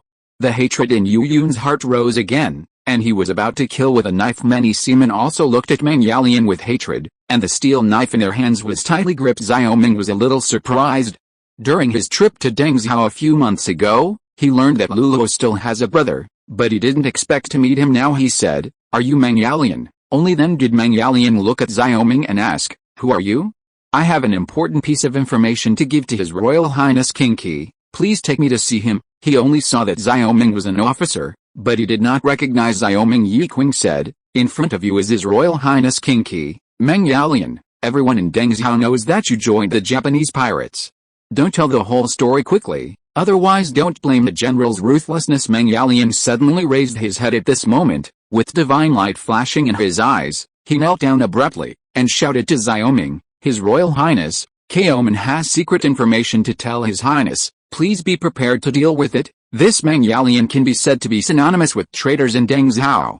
Xiao Ming didn't have the slightest liking for him, and asked cautiously, "Tell me more about it." Meng Yalian took out a scroll and handed it to Xiao Ming, and said, "Your Highness, please take a look." Xiao Ming hesitated for a while, then gestured to Zhao Long. Zhao Long took the scroll and checked it and handed it to Xiao Ming. Unfolding the scroll, Xiao Ming's brows furrowed. There was a map on the scroll. The map showed parts of Deng Zhao and the Japanese country, and an arrow marked a route to Deng Zhao, and it also wrote the number of personnel, the number of ships, and so on. "What is this?" Xiao Ming asked. Meng Yalian said, "To be honest, Your Highness, this is the plan of the Japanese country to attack Deng Zhao. 10 years ago, Kaoman pretended to join the Japanese pirates in order to avenge his father, but unfortunately, he has not found any trace of the enemy for 10 years, so he can only stay in Nagoya, the Japanese country. I just didn't expect that Kaoman met a sea merchant from the Great Yu country who had lived in the Japanese country for a long time. He was being hunted down at the time, and when he learned that I was also a native of the Great Yu country, he gave me this plan." After a pause, he continued, "This maritime businessman is called Zhang Ling. He said that he has lived in the Japanese country for 10 years and has been working for the great name of the Japanese country. Not long ago, he learned that the Japanese country was preparing a plan to attack the Great Yu country, so he collected information secretly, never wanted to be discovered, so he fled overnight, and only then did he meet me. 3 years? Xiao Ming asked while looking at the contents on the scroll. "Yes, Zhang Ling said the same thing. He said that the Japanese country is building a fleet and is planning to assemble 200,000 people to attack Deng Xiao 3 years later to acquire the land of the Great Yu Kingdom to quell the dissatisfaction of the big names in Japan with the uneven distribution of land. What about Zhang Ling? He was discovered by the Yamada family, so he chose to commit suicide by jumping into the sea. He said that although he lives in the Japanese country, he is still a member of the Great Yu country, and he cannot watch the people of the Great Yu country be slaughtered. Meng Yalian lowered his head with a look on his face. Pathetic Xiao Ming came to the Sierra and changed from the Three Kingdoms period. He didn't know what was going on in the current Japanese state, so he asked, is the current Japanese state Toyotomi Hideyoshi or the Tokugawa shogunate? Meng Yalian was stunned when he heard the words, and he said, His Royal Highness, there are indeed two famous names in Japan, Toyotomi and Tokugawa, but the one who now leads the Japanese country is Nobunaga Yamada at this moment. Xiao Ming was a little messy, so saying that the Japanese country, like the Great Yu country, has deviated from the historical track, and the butterfly effect seems to have affected the world. Chapter 286 Righteousness. The cold sea breeze blew on everyone with a salty and wet taste. Meng Yalian's information made everyone silent for a while. In the end, Yu Yun broke the silence. His Royal Highness, Meng Yalian is treachery. His words cannot be believed. Maybe he deliberately took out this shit to deceive His Highness just to save his life. Yu Yun, you're so confused. Do you know where I was hiding so I wasn't discovered by Yamada Ichiro? That's your cellar, and it was your mother who knew the importance of this information and hid me. Meng Yalian shouted. The two Deng Xiao soldiers nodded. Your Highness, we found him in the cellar. Impossible. My mother won't save you, a wolf-hearted thing. Yu Yun suddenly burst into anger. Xiao Ming was also dubious at this time. He said, Meng Yalian, this king can't trust you now, and now I can only take you in custody, and after confirming the information on this scroll, I will give you back your freedom. Yi Qing, escort Meng Yalian to King Xiao prison and wait. This king will deal with it. Yes, Your Highness. Yi Qing bowed, putting away Meng Yalian's scroll. Xiao Ming looked at Yute village, which was like a hell on earth, and said, Yu Yun, let's bury the people in the village first. If Meng Yalian really belongs to the Japanese pirates, this king will leave him to you. Yu Yun nodded at this time, looked at his dead mother, and tears flowed out again. Xiao Ming was in a heavy heart. At this time, he asked Yi Qing's Deng Xiao army to help Yu Yun to bury the villagers of Yute village together. On the other hand, he stepped aside and pondered. According to the historical data in the Science and Technology Library, there was a one-ly Korean War between the Japanese and the Ming Dynasty. Although the current situation is different, it is generally similar. That is, there is a problem in the Japanese country, and it is urgent to use expansion to alleviate domestic contradictions. Basically, every time there is a problem within the Japanese country, the contradiction will be transferred to another country, and this other country is always the Central Plains Dynasty. In this plan, the shipbuilding plan of the Japanese state was written in detail. This plan will take 3 years to implement. After 3 years, the Japanese state will have enough ships to transport an army of 200,000 people to Deng Xiao to capture the land of the Great Yu Kingdom. As Meng Yalian said, the Japanese country seems to have just completed its reunification, but the daimyo are dissatisfied with the distribution of land and want to acquire more land. This spearhead naturally points to the now basically fragmented country of Great Yu. As for the barbarians in the north, the Japanese state is very aware of its own weight and is unwilling to provoke them. And it is also revealed in the scroll that the Japanese state once sent envoys to Korea and had contact with the barbarians in Korea. What he doesn't know now is whether this attack plan was the idea of the Japanese country itself, or a dirty deal between the barbarians and the Japanese country. But in any case, Xiao Ming is now facing a problem that after 3 years, he will have enough warships to wipe out the Japanese fleet at sea, and even have the ability to attack the Japanese mainland. Taking control of history, island countries have a natural geographical advantage. They always focus on the navy and can easily attack other countries. While other mainland countries cannot attack island countries because of their weak navies. In modern history, only the Yuan dynasty once tried to cross the sea to attack the Japanese country, but in the end it was defeated by the ocean. It is precisely because of this unique advantage that the island country has gradually become the dominance of history in the era of great voyages. In modern times, the United States still relies on its unique geographical conditions to enjoy convenience. Therefore, in Xiao Ming's view, the only way to smash the will of the island nation is to have the ability to attack its homeland. Otherwise, the island nation will always stand behind the mainland nation and stab chrysanthemums. Thinking of this, Xiao Ming had to increase his investment in the navy while defending the barbarians in the north. These are two strategies. Maybe 3 years later, he will even face two fronts. The bodies of the villagers in Yute village were properly collected, and Yu Yun buried the bodies of the whole village by the sea. The death of their relatives made Yute village's seafarers feel depressed for a long time, but at this time, they felt more hatred in their hearts. In order to calm the emotions of these sailors, he plans to let Yu Yun rest for a month before going to sea. No need, Your Highness, we can go now. After his mother was buried and repaired for half a month, Yu Yun rejected Xiao Ming's proposal. Can you really go to sea now? Xiao Ming was a little worried. He was afraid that Yu Yun rushed to the Japanese country with 3 Galen ships. Although the firepower of these 3 Galen ships is very strong, they can easily be captured as long as the small ships adopt wolf-pack tactics. His Royal Highness, Yu Yun has a clear distinction between the priorities. If you want to take revenge, you can't rely on the bravery of a few people. Only when Your Highness is strong will we have a chance to take revenge. We will sail according to the plan and bring back potatoes, corn and other crops for His Highness, and collect information. Yu Yun said. Xiao Ming was relieved. Yu Yun was able to think that he was really able to put the righteousness in front of his eyes. He said, "Okay, I didn't see you wrong.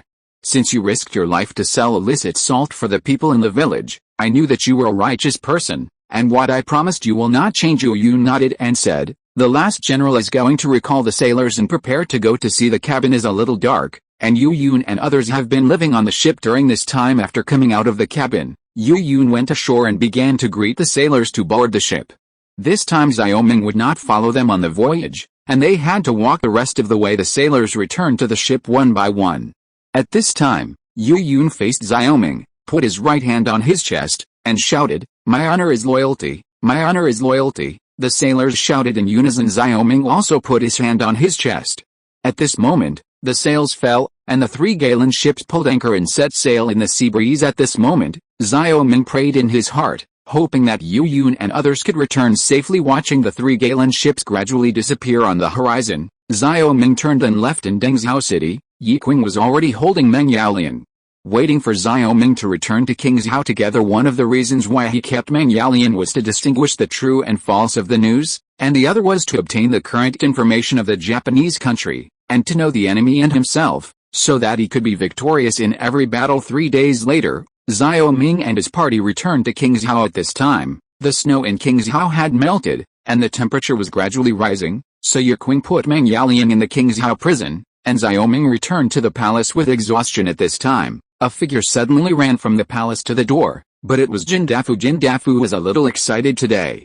Before Xiao Ming could ask, Jin Dafu said, "His Royal Highness, this old slave has been waiting for your return for the past 2 days, and the tungsten mine is now available." Chapter 287. Tungsten ore. Is the tungsten ore available? Joy instantly enveloped Xiao Ming. The tungsten mine had been found for almost a year, and now it was finally found. His Royal Highness, the old slave Zhao searched to find tungsten ore. This is a good sign for this new year. It will be very prosperous for His Royal Highness this year. Jin Dafu said with a grin. During this trip to Dengzhou, Xiao Ming was originally a little resentful, but now the good news immediately made him refreshed. He said, "Come to the main hall, tell me," slowly with a smile on his face. Jin Dafu followed Xiao Ming to the main hall. The two sat down and Xiao Ming asked eagerly, "Where's the exact location of this tungsten mine, His Royal Highness?" "It's just 50 miles outside of Leizhou City." Jin Dafu said. Leizhou and Dengzhou are adjacent to each other, and they are also 2 states on the peninsula, only 200 miles apart. In the plan of the Japanese state, 3 years later, the plan of the Japanese state is to land in Dengzhou, then invade Leizhou, and then occupy the Shandong Peninsula. In Xiao Ming's Science and Technology Library map, it seems that only Leizhou has tungsten ore in Shandong, so it can be said that this tungsten ore is very important to him. Once lost, it will seriously affect the development of the next step of science and technology. Therefore, when the tungsten ore was discovered in Leizhou, he could not lose the cave in Dengzhou and Leizhou. Not to mention that these 2 coastal states were important estuaries to the sea. Organize slaves to go to tungsten mining immediately. If there are not enough manpower, mobilize manpower from other mines.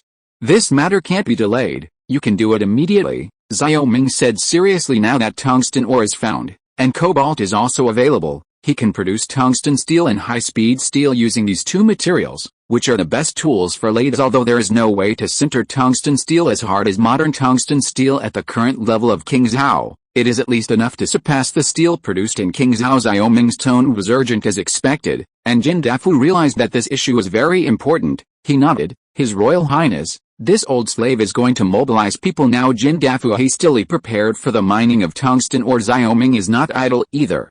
Now that the tungsten ore has been found, the next step is to sinter tungsten steel knives, which is an equally difficult technology. Unlike steel refining, the production of tungsten steel cutting tools requires milling, wet grinding, mixing, pulverization, drying, sieving, cobalt addition, drying, and sieving to obtain a mixture, granulation, pressing, molding, low-pressure sintering, forming, blank, cylindrical grinding and other procedures. First of all, the purification of tungsten is a big problem, because although Laizhou has found a tungsten ore, this tungsten ore is a poor ore, and it must be enriched and screened into concentrate to be effectively refined. Otherwise it will waste a lot of energy, but not be able to purify a sufficient amount tungsten powder. Secondly, another difficulty in this process is pressing.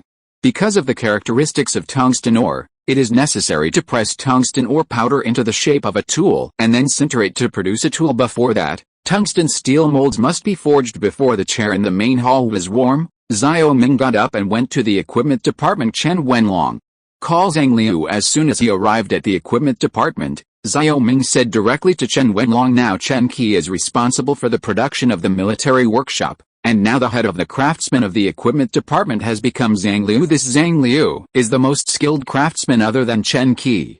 It is for this reason that he was so nervous last time. After all, Zhang Liu is one of the pillars of the equipment department. Zhang Liu, who smelled of steel, came soon. He was repairing the hydraulic forging hammer with a craftsman just now. During this time, the steel workshop had been producing parts for the pulley crossbow.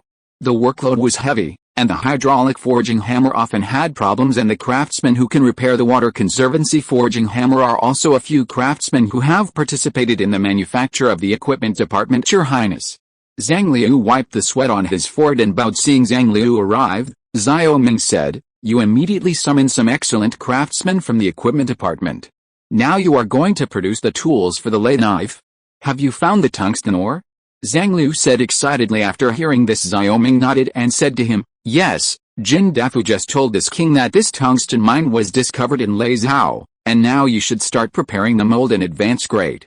Zhang's face was full of excitement. A year ago, various types of lathes were placed in the water conservancy lathe workshop in Qingzhou, but because of the unqualified tools, these lathes were basically used to process wooden parts, but they were rarely used to produce steel parts. Because a tool often because cutting one piece of steel will be scrapped, and it comes and goes, the lathe workshop can't make any decent tools at all. Later, because of the need to build a Galen ship, the lathe workshop was completely reduced to a woodworking factory, but they've been looking forward to the day they'll be able to use these lathes, and if they can machine steel as well as wood parts, they're sure they'll be able to make something greater than a Galen boat. Don't be too happy. This king will tell you about the production process of this tungsten steel knife. When all the 12 craftsmen involved in the production of tungsten steel were in place, Xiao Ming immediately began to teach them production techniques. Xiao Ming was drawing and writing on the blackboard, and Zhang Liu's mind suddenly appeared in the image of tungsten steel production, as if they were there. This kind of feeling didn't happen once or twice. Now they are used to it. In their opinion, this is what Xiao Ming said is very vivid, and they would never think that these paintings are full of technology. Spar His Royal Highness, this time it's just for milling, boring, and drilling tools. Yes, because these three types of lathes are basically able to produce our spare parts, and you can't chew more than you can chew. You should first understand how these three types of lathes process steel. Xiao Ming said. Zhang Liu and others nodded their heads. The tools of these three lathes are different. The drill tool is just a drill bit similar to a cylinder, while the tools of milling machines and boring machines are very complicated.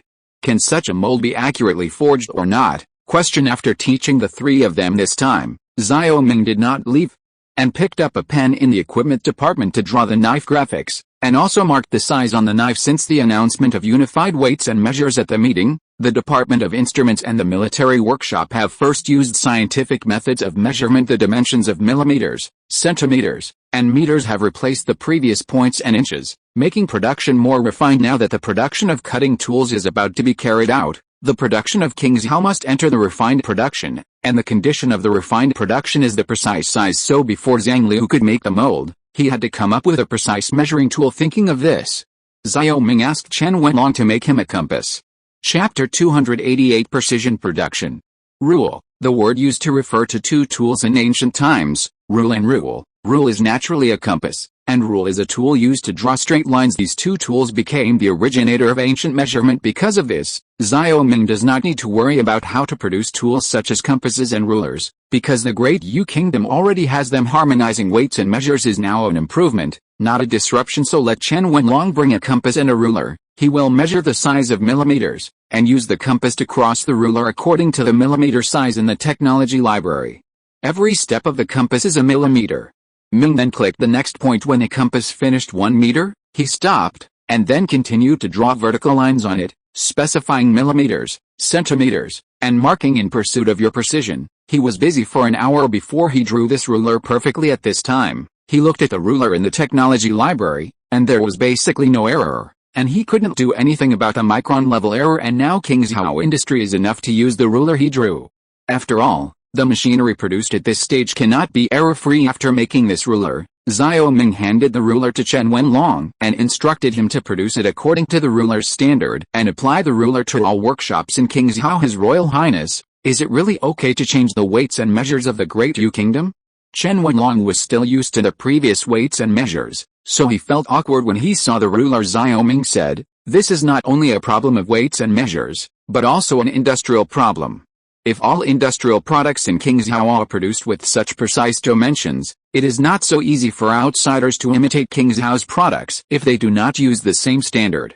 Come out, the lathe is put into use, and King Zhao may produce more precise industrial products in the future." Chen Wenlong seemed to understand but did not understand. It turns out that this is the reason, because the lower official is stupid. Then Chen Wenlong continued to ask, "Your Highness now values this knife. Does it mean that His Highness will have a new masterpiece?" Chen Wenlong mentioned this, and Xiao Ming's heart suddenly felt a wave. It is now the 18th century. In modern times, the West has eliminated the matchlock gun and replaced it with a flintlock gun, and now the Great Yu Kingdom does not even have a fire gun and a shotgun. The pace of the next step is too big, basically equivalent to the steamships in the West in the late Qing dynasty, while the Qing dynasty is still stuck in the era of sailing warships. Therefore, the reason why he is anxious about the tool is that once the lathe has a qualified tool, he will start producing precision seamless steel pipes. That's right, he mastered the technology of rolling iron and forging steel pipes, which can also be used to produce muskets. But the production of artillery, steel workshops, glass workshops, and other industries have made slaves stretched. So at that time, he had to have a choice between producing artillery or muskets.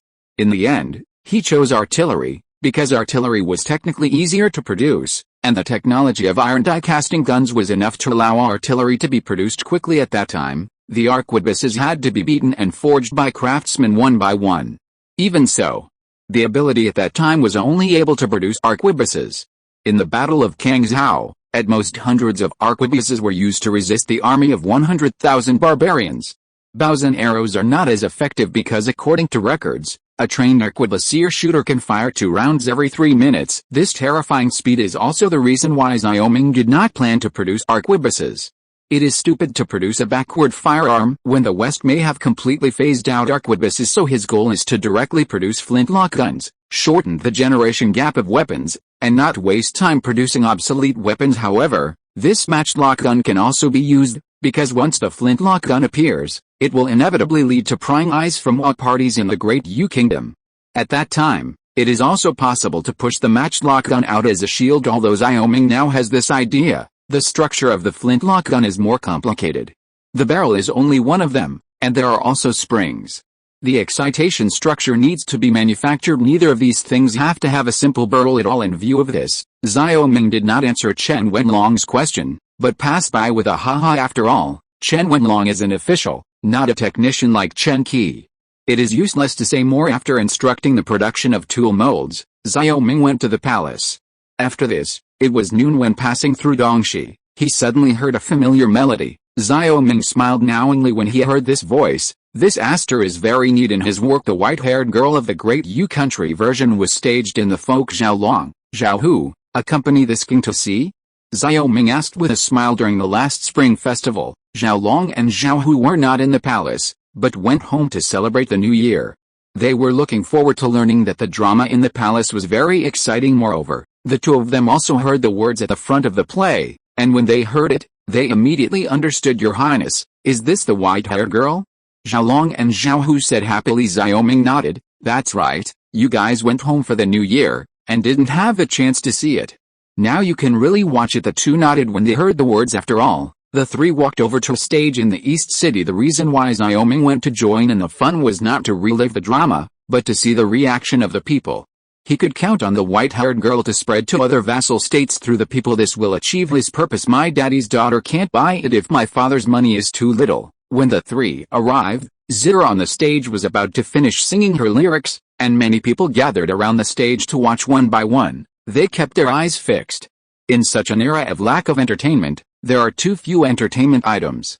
Today, with the appearance of such ingenious dramas, the people suddenly cannot move. What kind of play is this? How come I've never seen it before yet? This song is weird, but it's nice. It is said that this is Chen Hanxi's opera troupe. They used to sing Liu Zi opera. How can they sing this now, standing on the stage? The people's comments came into Xiao Ming's ears one after another. On the stage, Zir finished singing the song at the beginning and began to enter the plot, but at this time, the people's discussion stopped. But indulged in the performance of the drama, this kind of down-to-earth drama, so that the people quickly replaced. Xiao Ming never watched the play. At this time, Zhao Long and Zhao Hu also stared intently at the performance on the stage. In addition to the state of the people around him, he nodded slightly satisfied. It seems that this new type of drama is very promising to spread among the people. Come on. Chapter 289. The snow in Kingzhou gradually melted, and a trace of warmth spread at noon in the East Market. The people who were watching the play had already surrounded the inner 3 floors and the outer 3 floors, and bursts of cheers could be heard from time to time under the stage. When they saw the hatred, the people gritted their teeth even more, eager to rush to the stage to beat Wang Shiren to death. In this drama, they saw the shadow of their past. Once upon a time, they were also bullied by the wealthy and had to sell their sons and daughters. Kill Wang Shiren, kill him. When the drama reached its climax, the people suddenly shouted, and the loud voice made Xiao Ming's eardrums vibrate for a while. Like the common people, Zhao Long and Zhao Hu's expressions also changed with a change of the plot, sometimes happy, sometimes sad, and sometimes angry. When the drama ended and Wang Shiren was beaten to death, a huge cheer finally sounded and Dongxi so relieved. This Wang Shiren is finally dead. Hey, it's better for us in Kingzhou. Otherwise, who would dare to perform such a drama? Only our Highness can accommodate it. No, this Wang Shiren is a tyrannical man. Who dared to perform this in a busy city before? I still have to thank His Highness. If His Highness hadn't driven away the nobles from these 6 states, we would be Yang Beilio now. That's right, this show is good, it deserves to be rewarded. After all, the commoner took out 3 copper plates from his sleeves and threw them at the stage. These 3 copper plates were thrown, and the copper coins fell on the stage like rain, which made the 3 actors on the stage stunned for a moment. They had never performed in Kingzhou before, and had so many people rewarded them with money. It was not bad to be able to earn 30 copper coins every year, but now, just for a moment, there are copper coins spread all over the ground, and there are thousands of copper coins in a wall. The people in the front left after paying the reward. At this time, the people in the back stepped forward and threw the copper plates on the stage. Many people shouted, "It's a good performance, it's much better than the previous play. His Royal Highness, can I go and reward them?" Zhao Long said. At this time Xiao Ming was stunned for a moment, then he nodded with a smile when he came back to his senses. Zhao Hu said playfully, "You kid wouldn't like someone's little lady, but this little lady looks like a water spirit." Zhao Long's face suddenly turned red, and he argued, "Don't talk nonsense and ruin people's reputation." Zhao Hu said carelessly, "What kind of reputation can an actor have?" Zhao Long glared at Zhao Hu fiercely, and Zhao Hu suddenly did not dare to speak. Xiao Ming watched the 2 brothers bickering with interest. This little lady who played Zir was really smart, and things like the heroine because of her fascination with dramas are common in modern times. This Zhao Long seems to be the star chaser of the Dayu country, but unlike modern times, the status of the actors in the Dayu country is very low, even inferior to the craftsmen. Because of this, Zhao Hu will be watching Zhao Long put the copper coins on the stage, and shyly glance at the little lady. Xiao Ming and Zhao Hu laughed, but after laughing, Xiao Ming felt that he had to talk to this troupe, so he said, "Zhao Hu, let this troupe come to the palace to meet the king." "Yes, Zhao Hu nodded when Zhao Long came back. The two sent Xiao Ming to the palace. After that, Zhao Long and Zhao Hu came out of the palace and headed for Dongxi again. On the way, Zhao Long asked worriedly, "Why did your highness summon Chen Hanxi's troop? Did this drama anger his highness? When did you become so stupid? This drama was created by his highness. How can you anger his highness? It was his highness who created it. That's why it angered his highness. They must not have performed well enough."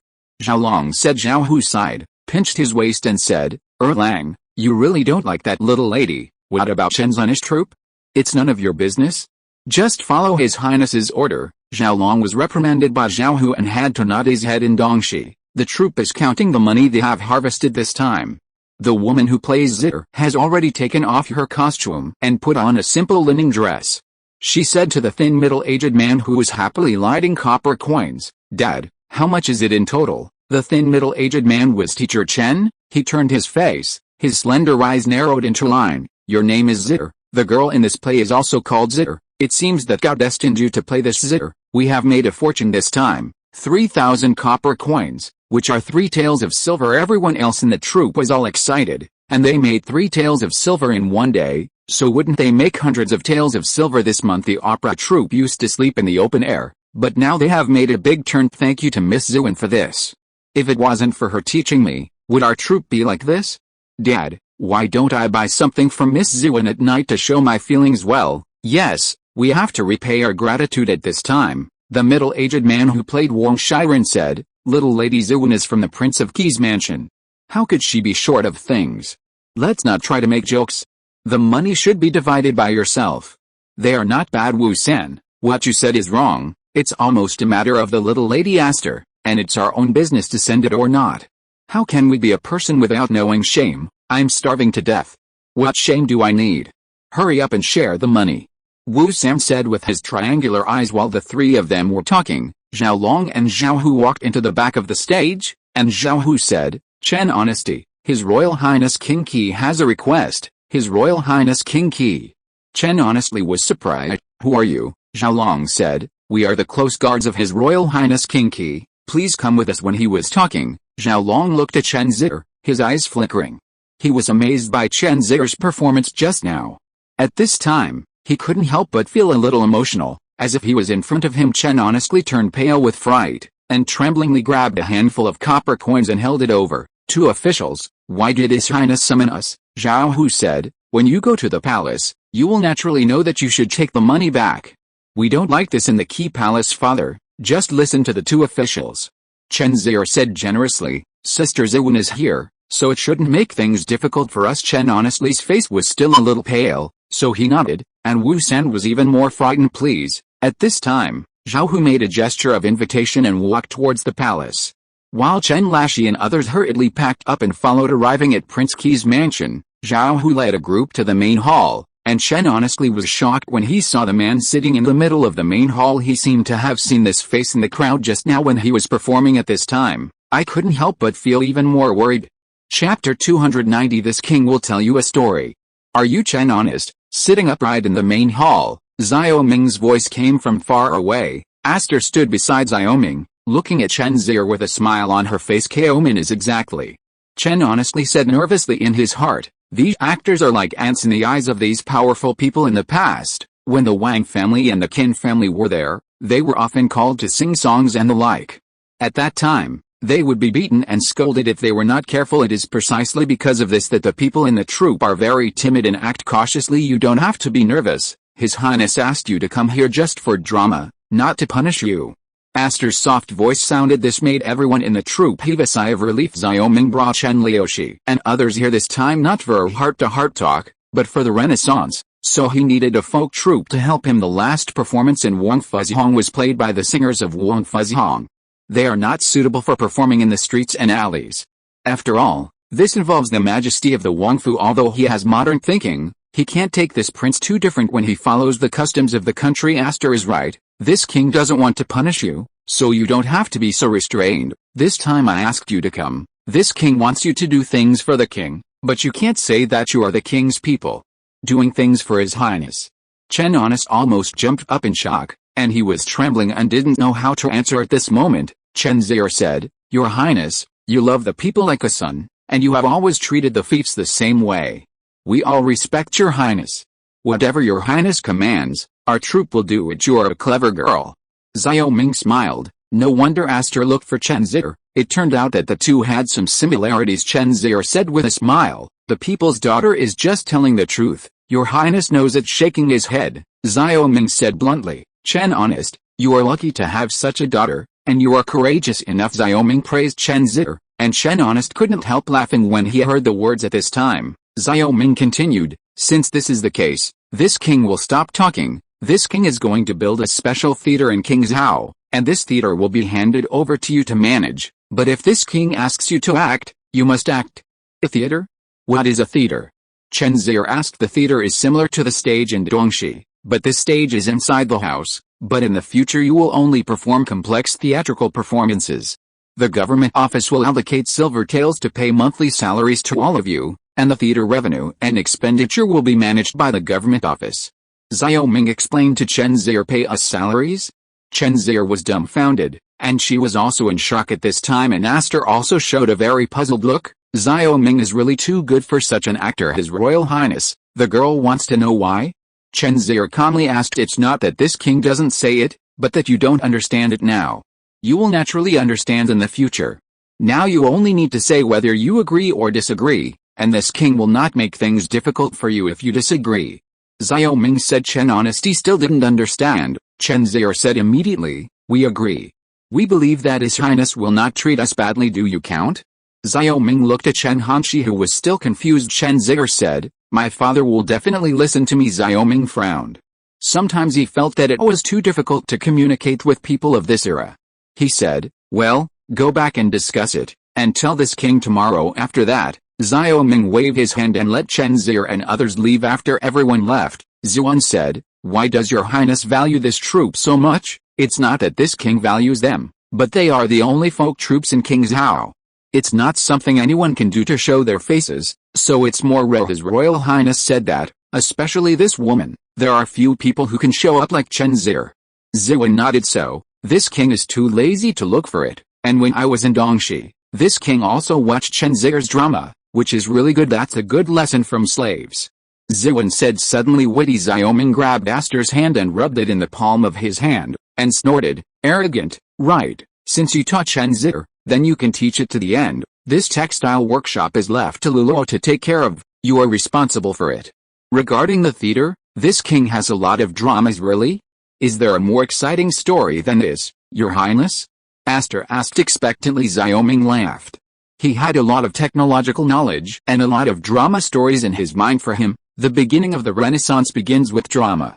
Through the form of drama, the thoughts he wants to express can be conveyed, which is a subtle change in thinking. Therefore, even modern countries still attach great importance to literature and art, because a good drama can influence the thinking of a generation, and this is the terrible thing about literature and art. When the play is completed, he will pass the new wave of thought through the play troupe. Of course, he will not be limited to one performance method. Songs and storytelling will all become theatrical performance items. Looking at Aster's charming appearance, Xiao Ming said, why don't this king tell you about Liang Shanbo and Zhu Yingte? Liang Shanbo and Zhu Yingte, are these two people's names? Xiao Ming said solemnly, yes, this story is mainly about a private meeting between a woman and another man. Private meeting? This is not abiding by the 3 obediences and 4 virtues? Is there such a shameless woman in the world? Your Highness, Zuan guessed that this woman must have been immersed in a pig cage. Zuan's eyes were full of innocence. Xiao Ming opened his mouth awkwardly. It's almost their shit. As a woman, how can you not abide by the way of women? Your Highness, there are many such things in the great Yu Kingdom. In the palace, the slaves often heard that the women of the people were immersed in the pig cage because they met men privately. Then do you think they should be soaked in pig cages? Xiao Ming asked tentatively. Of course it should. Private meeting a man is a major event that ruins the family style. Xiao Ming swallowed and spit. His original intention was to tease Aster, but he didn't expect to involve Aster's deep-rooted feudal ethics. It seems that the resistance to the Renaissance will be very large. Backfires with a helpless sigh, Xiao Ming said, then let's not tell this story. Then what story does His Highness want? Aster looked expectant. Why don't I tell you about Jin Ping Mei? If you're listening to this novel on a channel other than Fanfic World, it means they downloaded and uploaded it without effort. We cordially invite you to visit our channel, Mundo Fanfic Novelis. There you'll find the original version of this story and you can explore many other novels of various genres. We're waiting for you to immerse yourself in a world of incredible novels. Chapter 291 Glass Deception. Jin Pingmei finally ended with Aster running out of the main hall with a blushing face. Of course, Xiao Ming didn't talk about Jin Pingmei for the sake of feudal etiquette. In fact, Xiao Ming is not in a hurry to change things like feudal etiquette. The deep-rooted things can only be boiled frogs in warm water. And take your time, and the Renaissance in his eyes is not just a simple theater, and it is deliberately unable to bring about the results he expected. His sudden interest in starting a theater is also to increase the entertainment projects in Kingzhou and increase the income of the government office, which is also a part of urban construction. Of course, he couldn't say this purposely, because arty people would definitely poke his spine and despise him. In his opinion, drama can help him spread some ideas in and among the people. But the foundation of the Renaissance is still in Bowen College, in education, as long as the students of Bowen College accept his knowledge. The Renaissance is half completed, because the Renaissance in the West is only reflected in high-level talents, from top to bottom. Therefore, for Xiao Ming, drama is just a small card in his governance of fiefs. The three most important issues now are commercial construction, popular education, and military construction. Leaving the troops' affairs to Zhou to handle, Xiao Ming threw himself into another weapon of war after the artillery, the flintlock gun. According to his knowledge, the first tubular metal firearm appeared in Europe in the 1430s. At this time, the musket was called the musket, which was later the matchlock musket. The history of Europe continues until the 16th century. At this time, also in the 16th century, the matchlock guns of this period were introduced to Japan by the Portuguese in the 22nd year of Jiajing in the Ming dynasty. Therefore, there has always been controversy over the origin of bird guns in the Ming dynasty. One is the theory that the bird gun was created by itself, the other is the theory that it was imported from Japan, and the other is the theory that it was directly imported from the West. But anyway, since the 16th century, the world has basically entered the age of firearms, and in the mid-17th century, flintlocks have become mainstream. As for the question of why the Great Yu Kingdom did not come into contact with muskets, Xiao Ming has always wondered. According to the normal trajectory, the Great Yu Kingdom should at least have had contact with muskets and artillery, but the fact is that this concept does not seem to be found in the Dao Kingdom. The only reason he can find is that the Dao Kingdom does not pay much attention to the ocean, and the coastal waters of the Dao Kingdom have now become a place where Japanese pirates are rampant, which further prevents the exchanges with the outside world of the Dao Kingdom. In addition, Chang'an belongs to the inland. If you come into contact with foreigners, it is also the first to come into contact with the kings of Wei and Chu. Thinking of this, Xiao Ming frowned, but in any case, he can't wait now. After the normalization of artillery production, the production of this flintlock gun must be put on the schedule, and there is not much time left for him. One is to deal with the possible invasion of the Japanese state 3 years later, and the other, he plans to expel the barbarians in Yaozhou before the Japanese invasion, and drive the barbarians out of Shanhaiguan, so that he can avoid being attacked by the enemy at that time, while also giving the musketeers real-world experience. Just thinking about it, Aster, who ran out shyly just now, came back. Your Highness, Liang Dahe is back. He's back? Let him in. Xiao Ming said excitedly. When the winter just entered last year, he sent Liang Dahe to the grassland to buy slaves, and now he doesn't know how the harvest will be. After a while, Liang Dahe, wearing a purple round-neck robe, walked in. Your Highness, the lower official is back. How is the harvest going to the grassland this time? Xiao Ming asked with a smile. Liang Dahe said, as Your Highness expected, many cattle and sheep died from freezing on the grasslands this year. In order not to starve this year, many tribes have secretly traded slaves with us. In the past few months, the lower officials have bought 12,000 strong slaves on the grassland, and I ask Your Highness to review it. No, it's very good. Now this king is short of manpower. Xiao Ming pondered for a while. You hand over these slaves to Jin Dafu immediately. Then he continued, Liang Dahe, you also know that Kingzhou's population statistics are out. This king is really short of labor, and the business of buying slaves on the grassland cannot stop, and you have to open up another way to buy slaves, such as going to Dengzhou. States buy slaves from pirates. Buy slaves from pirates. Liang Dahe rolled his eyes and said with a smile, Your Highness, this is also a solution, but these pirates need real money to deal with, and they are not like barbarians. Can you send it off? Money is being used everywhere in Kingzhou now, but this king has no money for you. Xiao Ming said with a smile. Liang Dahe showed a bitter look. Your Highness, aren't you making things difficult for Xiaoguan? In the past, Xiaoguan had a lot of experience in dealing with pirates, and these desperados are not so easy to deceive. Don't worry, this king doesn't give you things. Well, it's not too early today, you go back first, and tomorrow this king will give you the things to buy slaves. Liang Dahe hesitated for a while, but nodded. The next day, Xiao Ming directly informed Liang Dahe to go to the glass workshop.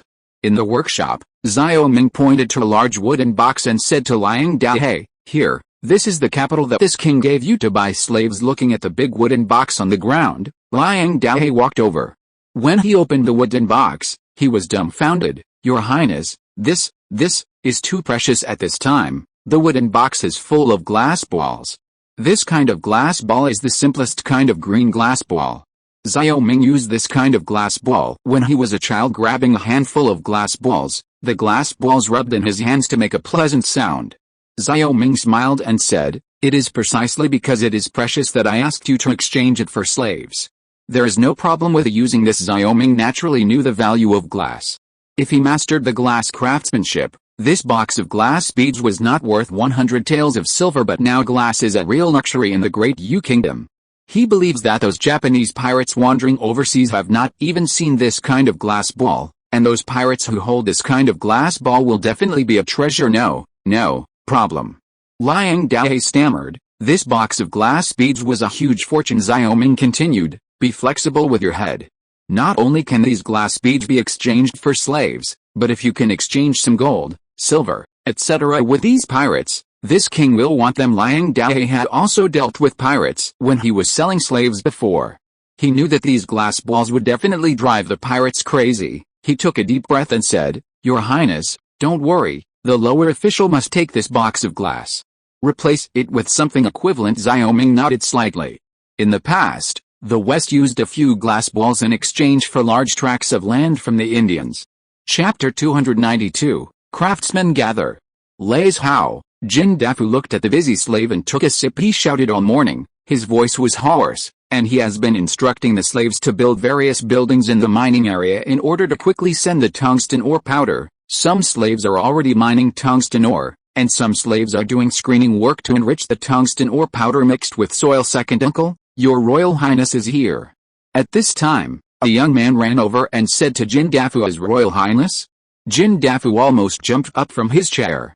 He said to the young man, "Jin Gui, don't talk nonsense when your Highness is down. Let me tell His Highness about letting you go to Bowen College." "Second uncle, I'll listen to you." Jin Gui couldn't help but nodded, with a hint of expectation in his eyes. Some armored cavalrymen appeared in the mining area at this time. These cavalrymen looked very brave. Needless to say, they were also guards guarding Xiao Ming. When Jin Dafu saw it, he immediately stepped forward. He had already seen Xiao Ming surrounded by cavalry. "His Royal Highness, this is so far away, why did you come here in person?" Jin Dafu greeted him with a smile all the way. Xiao Ming smiled when he saw Jin Dafu, and said, "Come and have a look.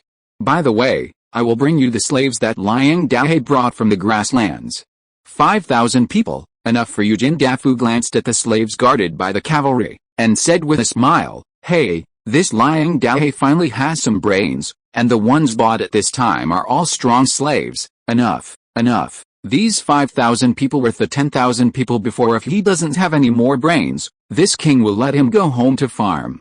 Xiao Ming dismounted as he spoke. He looked over Jin Dafu at the slaves digging at the bottom of the mine. Since ancient times, this mining has been extremely hard work. Without modern machinery, it can only rely on slaves, chisel, and dig, and a metal mining area often stretches for several miles. Now these slaves have only dug about 5 meters of the surface layer, and the content of tungsten ore powder in this layer is very thin. Your Highness, this mine is wolframite. Jin Dafu showed Xiao Ming a stone that was black and white. The ore looked a bit like coal. If it wasn't for the ore showing that there were still some transparent crystals, he would definitely suspect that it was a coal mine. Xiao Ming nodded with satisfaction. The scheelite ore is widely distributed, but it is generally a poor ore, while the wolframite has a small distribution, but it is generally a rich ore, and wolframite is associated with two metals, tungsten and manganese. Tungsten ore is equivalent to finding manganese, while scheelite is a calcareous ore. After patting the tungsten ore, Xiao Ming felt a burst of joy in his heart. The reason why he asked Jin Dafu to find wolframite was because he needed manganese as well as tungsten. After watching the slaves dig ore, Xiao Ming went to the place where the tungsten ore powder was screened again. He was very satisfied with Jin Dafu's work efficiency. The results have been achieved in just a few days. However, this was also obtained at the price of the slaves sleeping in the open air, because the entire mining area now does not have a complete house, only a few tents. You've been sleeping in a tent these days? Xiao Ming was touched. Jin Dafu can really be elected as a model worker in modern times? No way. The cement and bricks in King's House still have a few days to arrive. Now we can only pay attention. Fortunately, it is not cold now. If it is nothing, the slaves are all carrying quilts, and a large group of people live together. Not cold. Hey, it's been hard work for you. You'll be tired for a while. After a while, this king will let the government officials come to reward you. Xiao Ming smiled. Jin Dafu laughed honestly. At this moment, he suddenly called his nephew. Seeing Jin Ji pulling out, he said to Xiao Ming, "His Royal Highness, his name is Jin Ji, and he is the nephew of this old slave. Money is expensive? Is that your nephew who was made a slave in the government?" "That's right, the goddess is very kind. Not long ago, I pleaded with the emperor and forgave him his sins. He returned from Chang'an to join the old slave. Your Highness also knows that the old slave's relatives are the only one left, and the old slave is this one again. It seems that the incense of the Jin family can only be counted on him, so he thought of treating him like his own son at this time." Jin Ji also bowed to Xiao Ming and said, "Jin Ji has seen His Highness." Speaking of Jin Dafu, he is actually equivalent to the Huangman in the palace. He cannot bear children in his life. Xiao Ming naturally understands the importance of this only remaining nephew to him. In the past, Jin Dafu seldom asked him, but now he must be eager to say it. He glanced at Jin Ji, but it was somewhat similar to Jin Dafu. Concubine Zhen deliberately pleaded with Xiao Wangsun, which seemed to be a reward to Jin Dafu over the years, so he said, "It seems to have a loyal look with you as Royal Highness. Our Jin family's family style is like this, it can't be wrong." Jin Dafu laughed. "His Royal Highness, can you see if Jin Ji can replace the old slave to learn something at Bowen College, so that the old slave can concentrate on operating the mining area, and he can replace the old slave to go out to search for mines? Otherwise the old slave will not be able to bear it well." "What you said makes sense." Xiao Ming glanced at Jin Ji again and said, "In that case, let him go to Bowen College to study for a while." "Thank you, Your Highness." Jin Dafu breathed a sigh of relief upon hearing this. Speaking of which, even if it wasn't for Jin Dafu, he would have to cultivate a few talents in mineral exploration. After all, King's House current talents can be counted on their fingers, and a group of young talents are urgently needed to support the future industrial development. After inspecting the mining area, Xiao Ming returned to King's House with 3 tons of tungsten powder that the slaves had already mined. With the tungsten ore powder, he went directly to the equipment department. "His Royal Highness, how should this spring be produced?" Song Changping sniffed.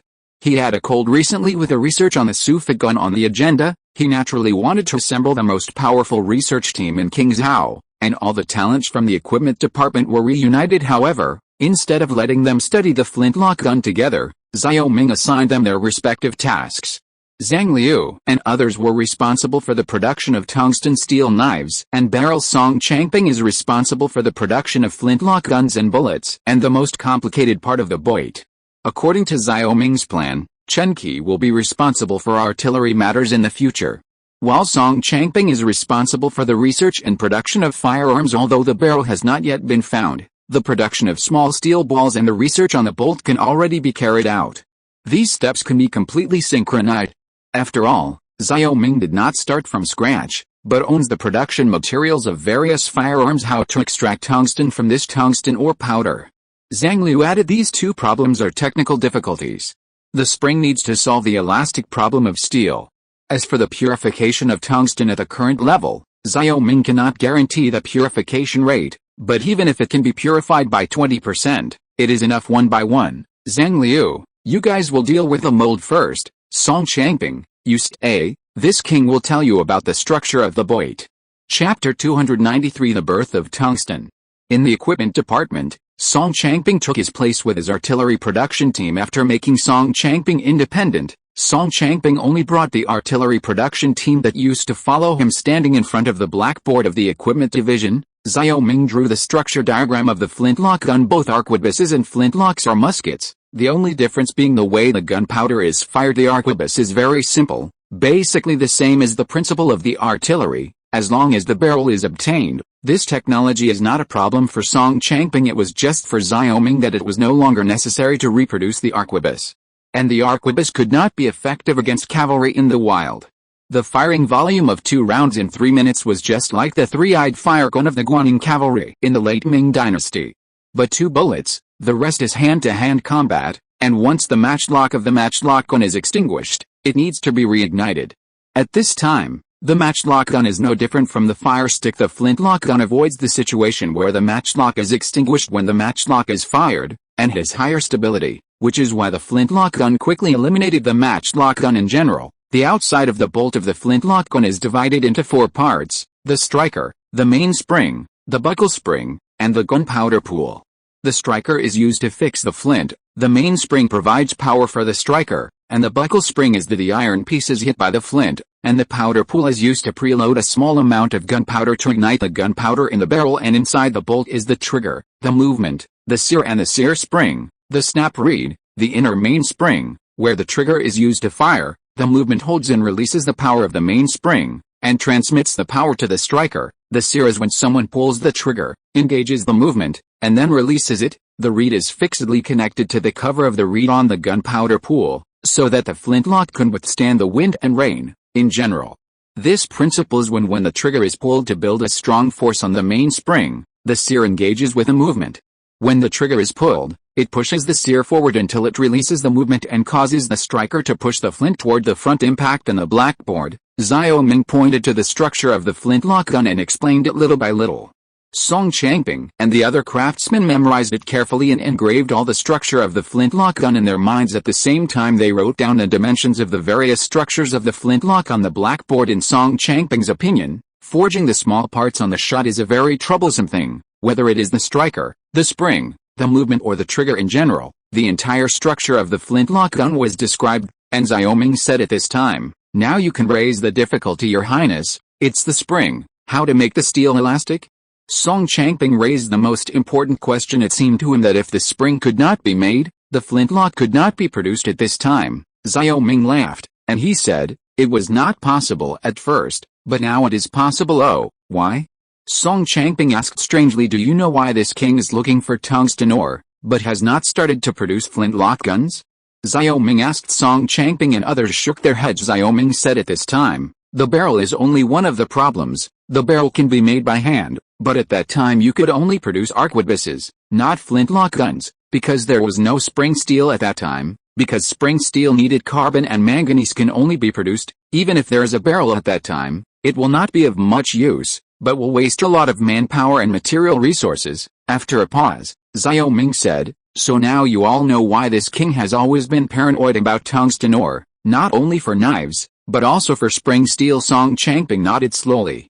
As craftsmen, they naturally knew that the gun barrel could be made by using rolled iron. However, the handmade gun barrel also has drawbacks. That is, the gun barrels made by different craftsmen will have errors, and it is very consume time. The structure of the flintlock gun was fully explained. Xiaoming asked Song Changping to assign tasks to his team. Now that there is a lathe, the next step is to carry out assembly line production.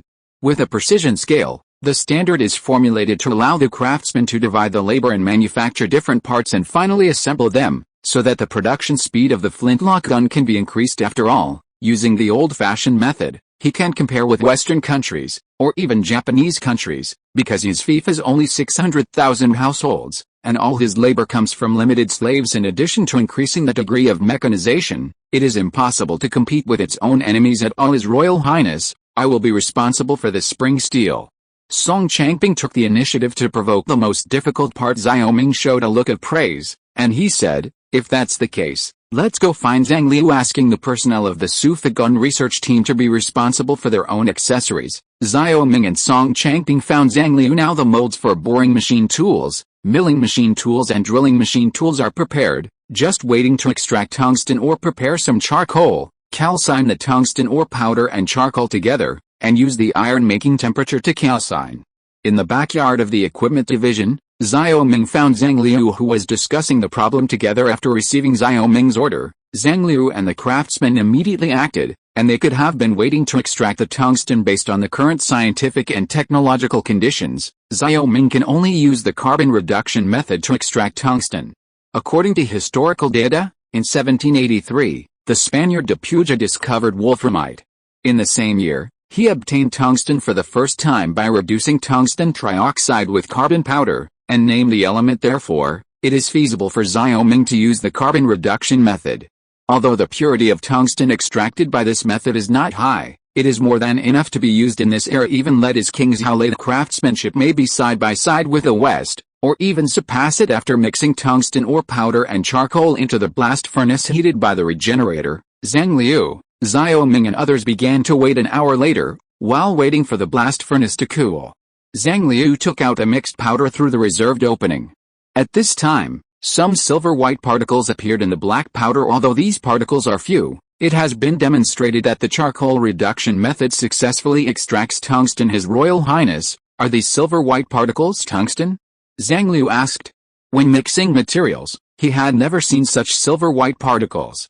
The only answer was that this kind of thing was tungsten. Xiao Ming nodded with joy in his eyes. This is another technological breakthrough in King Xiao. He said, yes, this is tungsten, and now we can produce tungsten steel. Zhang Liu and other craftsmen had a thick smile on their faces, and he immediately said, go get a sieve to sieve the tungsten out, and then take some charcoal to continue extracting the tungsten. Chapter 294 Military Uniforms. His Royal Highness, what's the happy event in the past 2 days? Why are you so happy? Lying on the rocking chair enjoying Luluo's massage, Luluo's words made Xiao Ming suddenly chuckle. He successfully extracted tungsten. Can he be unhappy about this happy event? At present, Zhang Liu from the equipment division is working day and night to refine tungsten. After all, because the method is relatively backward, the accumulation of this tungsten will take some days, at least, to be able to produce a batch of a qualified knife. Song Changping, on the other hand, worked with Zhang Liu. He did not cooperate with Zhang Liu, but obtained some manganese powder while obtaining tungsten by the carbon reduction method. However, this theory is a theory, and the specific synthesis experiments have to be operated by Song Changping. After all, it is not an easy problem to strictly control the content of the two elements. Now that the preliminary preparations for the flintlock gun are already in the experimental stage, he is naturally happy. Naturally, people feel refreshed when they have a happy event. Xiao Ming squinted at the blue sky. What he loves most is the day without fog. Luluo pursed her lips and smiled, as if Xiao Ming was happy, she would be happy. Your Highness, Luluo also has a happy event. Oh, let's hear it. There is a talented person in our textile workshop. This woman is proficient in weaving and sewing, but she is much better than me. If this goes on, the supervisor of my textile workshop will not be able to continue. Luluo sighed and said. Xiao Ming joked, since that's the case, let her go. How can you? Your Highness, isn't this chilling? Luluo is not someone who is jealous of the virtuous. Luluo said with a sullen mouth. Xiao Ming is naturally nonsense. He just wants to see the attitude of this girl. Like Aster, the two girls are very sensible. He held Luluo's little hand and rubbed it, and said solemnly, isn't this king feeling sorry for you, His Royal Highness? Luluo blushed and coquettishly shouted. This soft voice made Xiao Ming's bones brittle in half. If it wasn't for the imminent marriage, he would have rectified this girl on the spot. After frolicking for a while, Xiao Ming suddenly remembered the matter of Meng Yaolian. He hadn't told Luluo about it yet, and he wasn't going to tell her now. To this Meng Yaolian, just as Yu Yun said, he couldn't believe it 100%, so let him eat and drink in prison for a while. Therefore, he missed this topic and asked, Luluo, how are you preparing the uniforms for the King Xiao army, and the shoes for the King Xiao army? We have produced 3,000 sets of military uniforms in the past 3 months, but this shoe is a bit slower, because it is more troublesome to sew a 1,000-layer bottom. Luluo said seriously after Xiao Ming handed over the textile workshop to her. She has been very serious and responsible, and she is even more obedient to Xiao Ming's tasks. 3,000 sets is not bad. Well, I will wrap it up for this king today, and I will send it to the King Xiao army. Xiao Ming said. Now the King Xiao army has no other extra military uniforms except the plate armor. These uniforms are the ones he promised to prepare for the King Xiao army years ago. Moreover, the research on the flintlock gun has been on the right track, and the military uniforms of King Xiao must also adapt to the changes of the times. Although the flexibility of the plate armor is very high, It is still not as flexible as wearing a commoner, and a slight flexibility will affect the loading of the flintlock gunpowder. According to his plan, once the flintlock gun is installed, the plate armor of the King Zhao army will be eliminated to the soldiers of other states. After all, apart from King Zhao and Deng Zhao, only generals in the armies of the other 4 states have plate armor. When he returned from Deng Zhao last time, Yi Qingyan, the governor of Deng Zhao, was in charge of escorting Meng Yaoliang. Seeing that the plate armor of the ordinary soldiers of the King Zhao army in King Zhao is so good, the jealous eyes are red, and I complained to him for a while. After enjoying a leisurely morning, Xiao Ming followed Lu Luo to the textile workshop. In the textile workshop he saw the uniforms of the King Zhao army according to Xiao Ming's design. The 3 words King Zhao army were embroidered on the left arm of the King Zhao army uniform. At the same time, there were 2 crossed swords at the bottom, and the bottom was golden wheat ears. Since the army is to be regularized, the badge of the army is also required. The implication of this badge is that the army comes from the people, and the army is responsible for protecting the people. His Royal Highness, this is the Melaleuca bottom we accept. Baby Lulu gave him something similar to old Beijing cloth shoes. Xiao Ming picked it up and took a look, and a very kind feeling rushed to his face.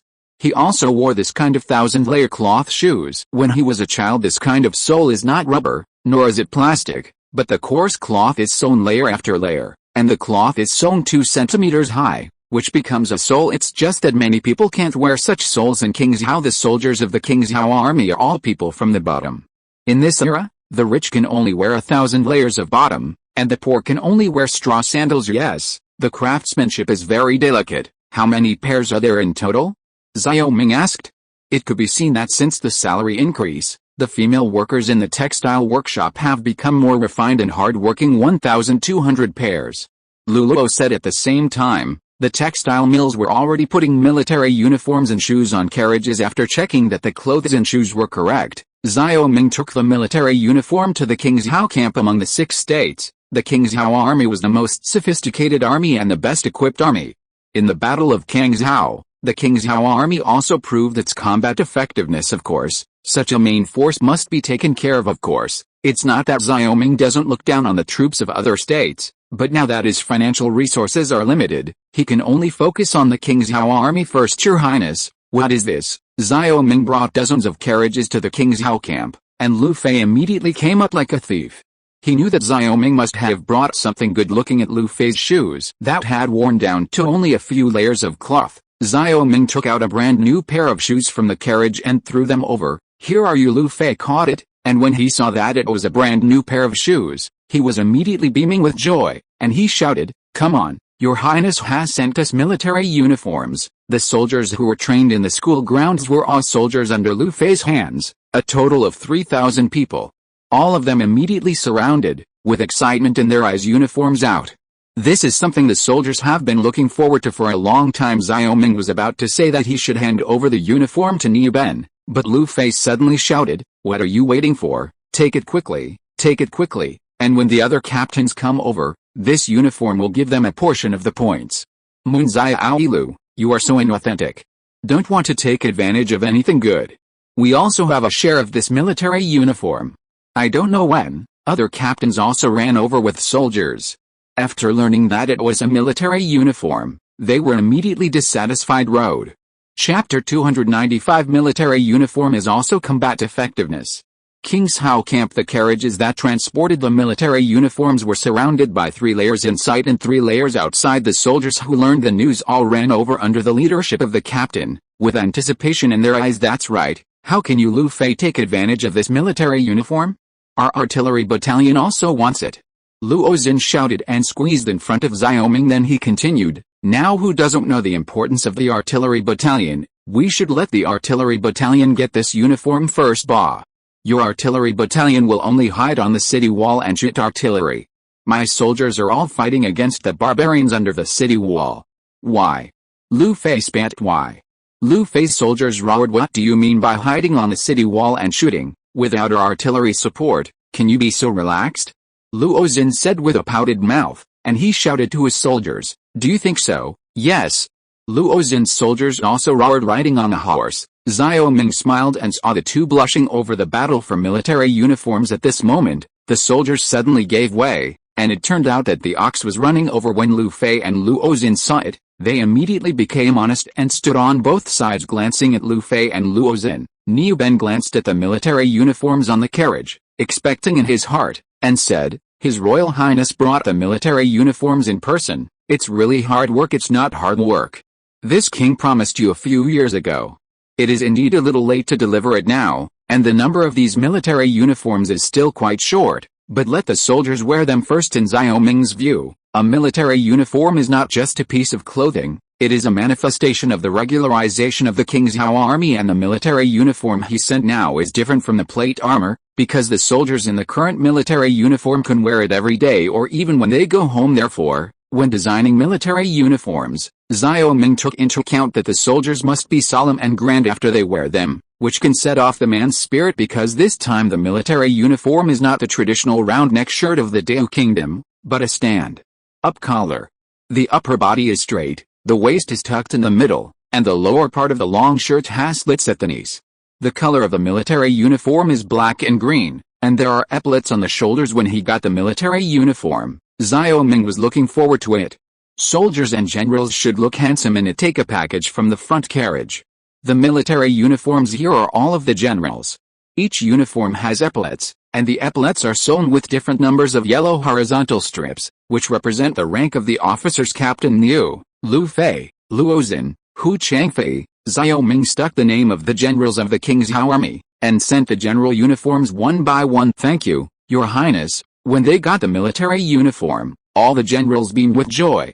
The workmanship of this military uniform is very exquisite, and it feels very thick. After the generals' uniforms were handed down, Xiao Ming said, "How about you put them on and show the soldiers first?" Niu Ben immediately returned to the barracks and took off his plate armor.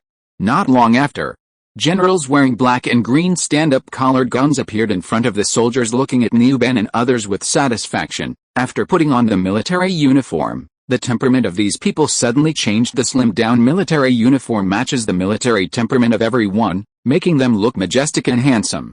If such a military uniform spreads out, it will definitely be envied by many young people. After all, this military uniform is also a kind of combat power, by the way, and this. Xiao Ming remembered something, and threw the leather belts one by one from the carriage. This winter, Liang Daohe changed a lot of slaves, but Li Keihun came back with a lot of livestock skins. He asked Luo to sew the cowhide into a belt. "His Royal Highness, how does this thing work?" Luo Xin was stunned when he got a belt. Xiao Ming personally demonstrated at this time that this belt is the simplest kind of belt, with a metal ring attached to it, and a metal strip inserted into the round hole of the cowhide belt and fastened. Niu Ben and others suddenly realized that they buckled their belts on their waists one by one, and immediately tucked their waists. In an instant, the effect of military uniforms on their bodies was once again raised to a new level. The soldiers all grew their mouths one by one at this time, and their eyes were full of envy. In their opinion, this military uniform looks better than the clothes on those noble sons. "How's it going? Does this uniform look good?" Lu Fei's mouth grinned to the bottom of his ears. "Lieutenant Colonel, you are like a tree now, and a turkey is like a phoenix." A soldier shouted. Lu Fei's face instantly turned green when he heard the words, "What is it that a turkey turns into a phoenix? You really deserve to be beaten." However, after he finished speaking, he burst into laughter, and he himself was very satisfied with a military uniform. Luo Xin remembered something at this time and said, "Captain, I remember that there is a mirror in your barracks. Why don't you take care of it?" "Yes, go." Lu Fei said eagerly. Niu Ben naturally did not object under such circumstances. This was a happy event, and governing the army required relaxation and restraint. When everyone arrived at Niu Ben's barracks, they saw their appearance clearly. "His Royal Highness, if the Commander-in-Chief returns to Chang'an in this outfit now, I don't know how many ladies and gentlemen will come to propose marriage." Luo Xin turned around repeatedly in front of the mirror. Xiao Ming laughed and scolded, "Then they didn't like you, they liked this military uniform." Lu Fei said, "It's really a turkey that has turned into a phoenix, Your Highness. This military uniform is really good." Niu Ben looked at the generals under him. Wearing this military uniform, these generals not only lost the sense of frivolity, but became more solemn. "His Royal Highness's handwriting has amazed the old man time and time again. I didn't expect to see this kind of military uniform in my lifetime." Niu Ben said with emotion, "Old general, this military uniform is just the beginning. In a few days, I am afraid that there will be more changes in the King's Zhao army. Xiao Ming said with a flintlock gun being developed a bigger change? Niu Ben was surprised. First there are artillery, then crossbow cavalry, then military uniforms, and what's next? He feels that his life experience can no longer keep up with Xiao Ming's pace. This thing is like artillery. It is a shocking stroke for the great Yu Kingdom. Xiao Ming turned to look north. Once this equipment is ready, this king will consider the northern expedition to conquer the Blood Wolf tribe and drive the barbarians out of Shanhaiguan. Niu Ben became more and more shocked. Your Highness, this trouble of the barbarians in Yaoxiao cannot be solved overnight, and your Highness does not need to rush it. Xiao Ming understood what Niu Ben meant. He was afraid that Xiao Ming would rush in. Old general, when the time comes, you will understand the intention of this king. Generally speaking, the military uniforms this time fit the generals well and are handsome, and these military uniforms are exactly what the generals wear when they go out on weekdays. In this way, another image of the soldiers will also enter the hearts of the common people, and will arouse the envy of the youth. As for how the uniforms are distributed, Xiao Ming doesn't care. Niu Ben has his own calculations. Chapter 296. If you want to be rich, build roads first. The long winter is gradually leaving, and the warmth of spring begins to permeate every corner of Qingzhou. The temperature has warmed up, everything has recovered, and Qingzhou seems to be alive. After going to the Qingzhou camp to issue military uniforms, Xiao Ming released a message through the government office, which immediately caused 1,000 waves. Qingzhou is going to build a cement road. It is said that the streets in the market will be paved, and the east and west markets are the focus of renovation. This new year, King Qi's handwriting is not small. In an exquisite house in Qingzhou, Cheng Minfang, the old housekeeper, was talking to Guo Zhenyun about the news in today's Qingzhou Daily Cement Road. Is that the kind of cement road we have seen in the workshop area? Guo Zhenyun said he was originally a businessman in Chang'an, but since he used all his belongings to build 5 soap shops in Qingzhou, he bought a house in Qingzhou and applied for Qingzhou household registration at the same time. According to Qingzhou regulations, anyone who invests 100,000 taels of silver in Qingzhou can apply for Qingzhou household registration and settle down in Qingzhou. At the beginning, he was still a little nervous, but since the glass and mirrors came out in Qingzhou, he felt the advantage. Because he lives locally, he can go to the door of the Chamber of Commerce every morning and queue up to get the mirrors and glass that were sold that day. Then he could turn around these mirrors and glass to earn money. In one winter, he made a lot of money. Since then, he has been at ease with his identity as a Qingzhou native. No, this kind of road can be very hard. If you fall on it, you won't break your bones. The old butler had lingering fears.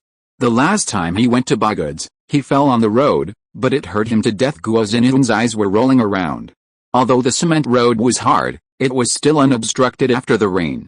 It was very suitable for carriages and people to travel and transport goods. If the entire Qingzhou city were paved with concrete roads, the appearance of Qingzhou would definitely be greatly improved. There would be no rain and the city would be full of mud. Thinking of this, he was looking forward to it, but he was more concerned about how to repair it, so he continued to ask, what else did the above say? It was also said that the government office would recruit strong men to participate in the construction of the Qingzhou Road, and would also distribute money. The old housekeeper recalled. Guo Zhenyun's eyes lit up. He said, this is the way to make money. The whole Qingzhou city is paved. Such a big job requires a lot of money. It's really right that we settle in Qingzhou. There are ways to make money everywhere. Go. Let's go see Pang Changshi right now and ask about it. Qingzhou government office. Xiao Ming and Pang Yukan were talking about the road construction. It was too cold in winter and the road could not be built because the cement would be frozen, so the construction in Qingzhou stopped in winter, but he couldn't make cement into freeze. Now that the weather is getting warmer, the municipal construction is about to start. The appearance of a city is very important for attracting wealthy businessmen from other places. Creating a comfortable living environment is a prerequisite for attracting wealthy people to settle down. It has never changed since ancient times. Therefore, he attaches great importance to the transformation of Qingzhou City, which is an important part of commercial construction. Pang Changshi, businessman Guo Zhenyun, is asking to see. When the two were discussing, a sergeant came to report Guo Zhenyun. Pang Yukan showed a playful look. Your Highness, you said that Cao and Cao will arrive. It seems that there are not a few shrewd businessmen. You know this Guo Zhenyun by your appearance? Xiao Ming asked. I know. This Guo Zhenyun is a Chang'an businessman who applied for Qingzhou household registration last year. This household registration certificate was issued to him by the lower official himself. Pang Yukan said, well, yes, this is a good start. I hope more and more businessmen will join the Qingzhou household registration in the future. Xiao Ming smiled. In fact, his policy is similar to investment immigration.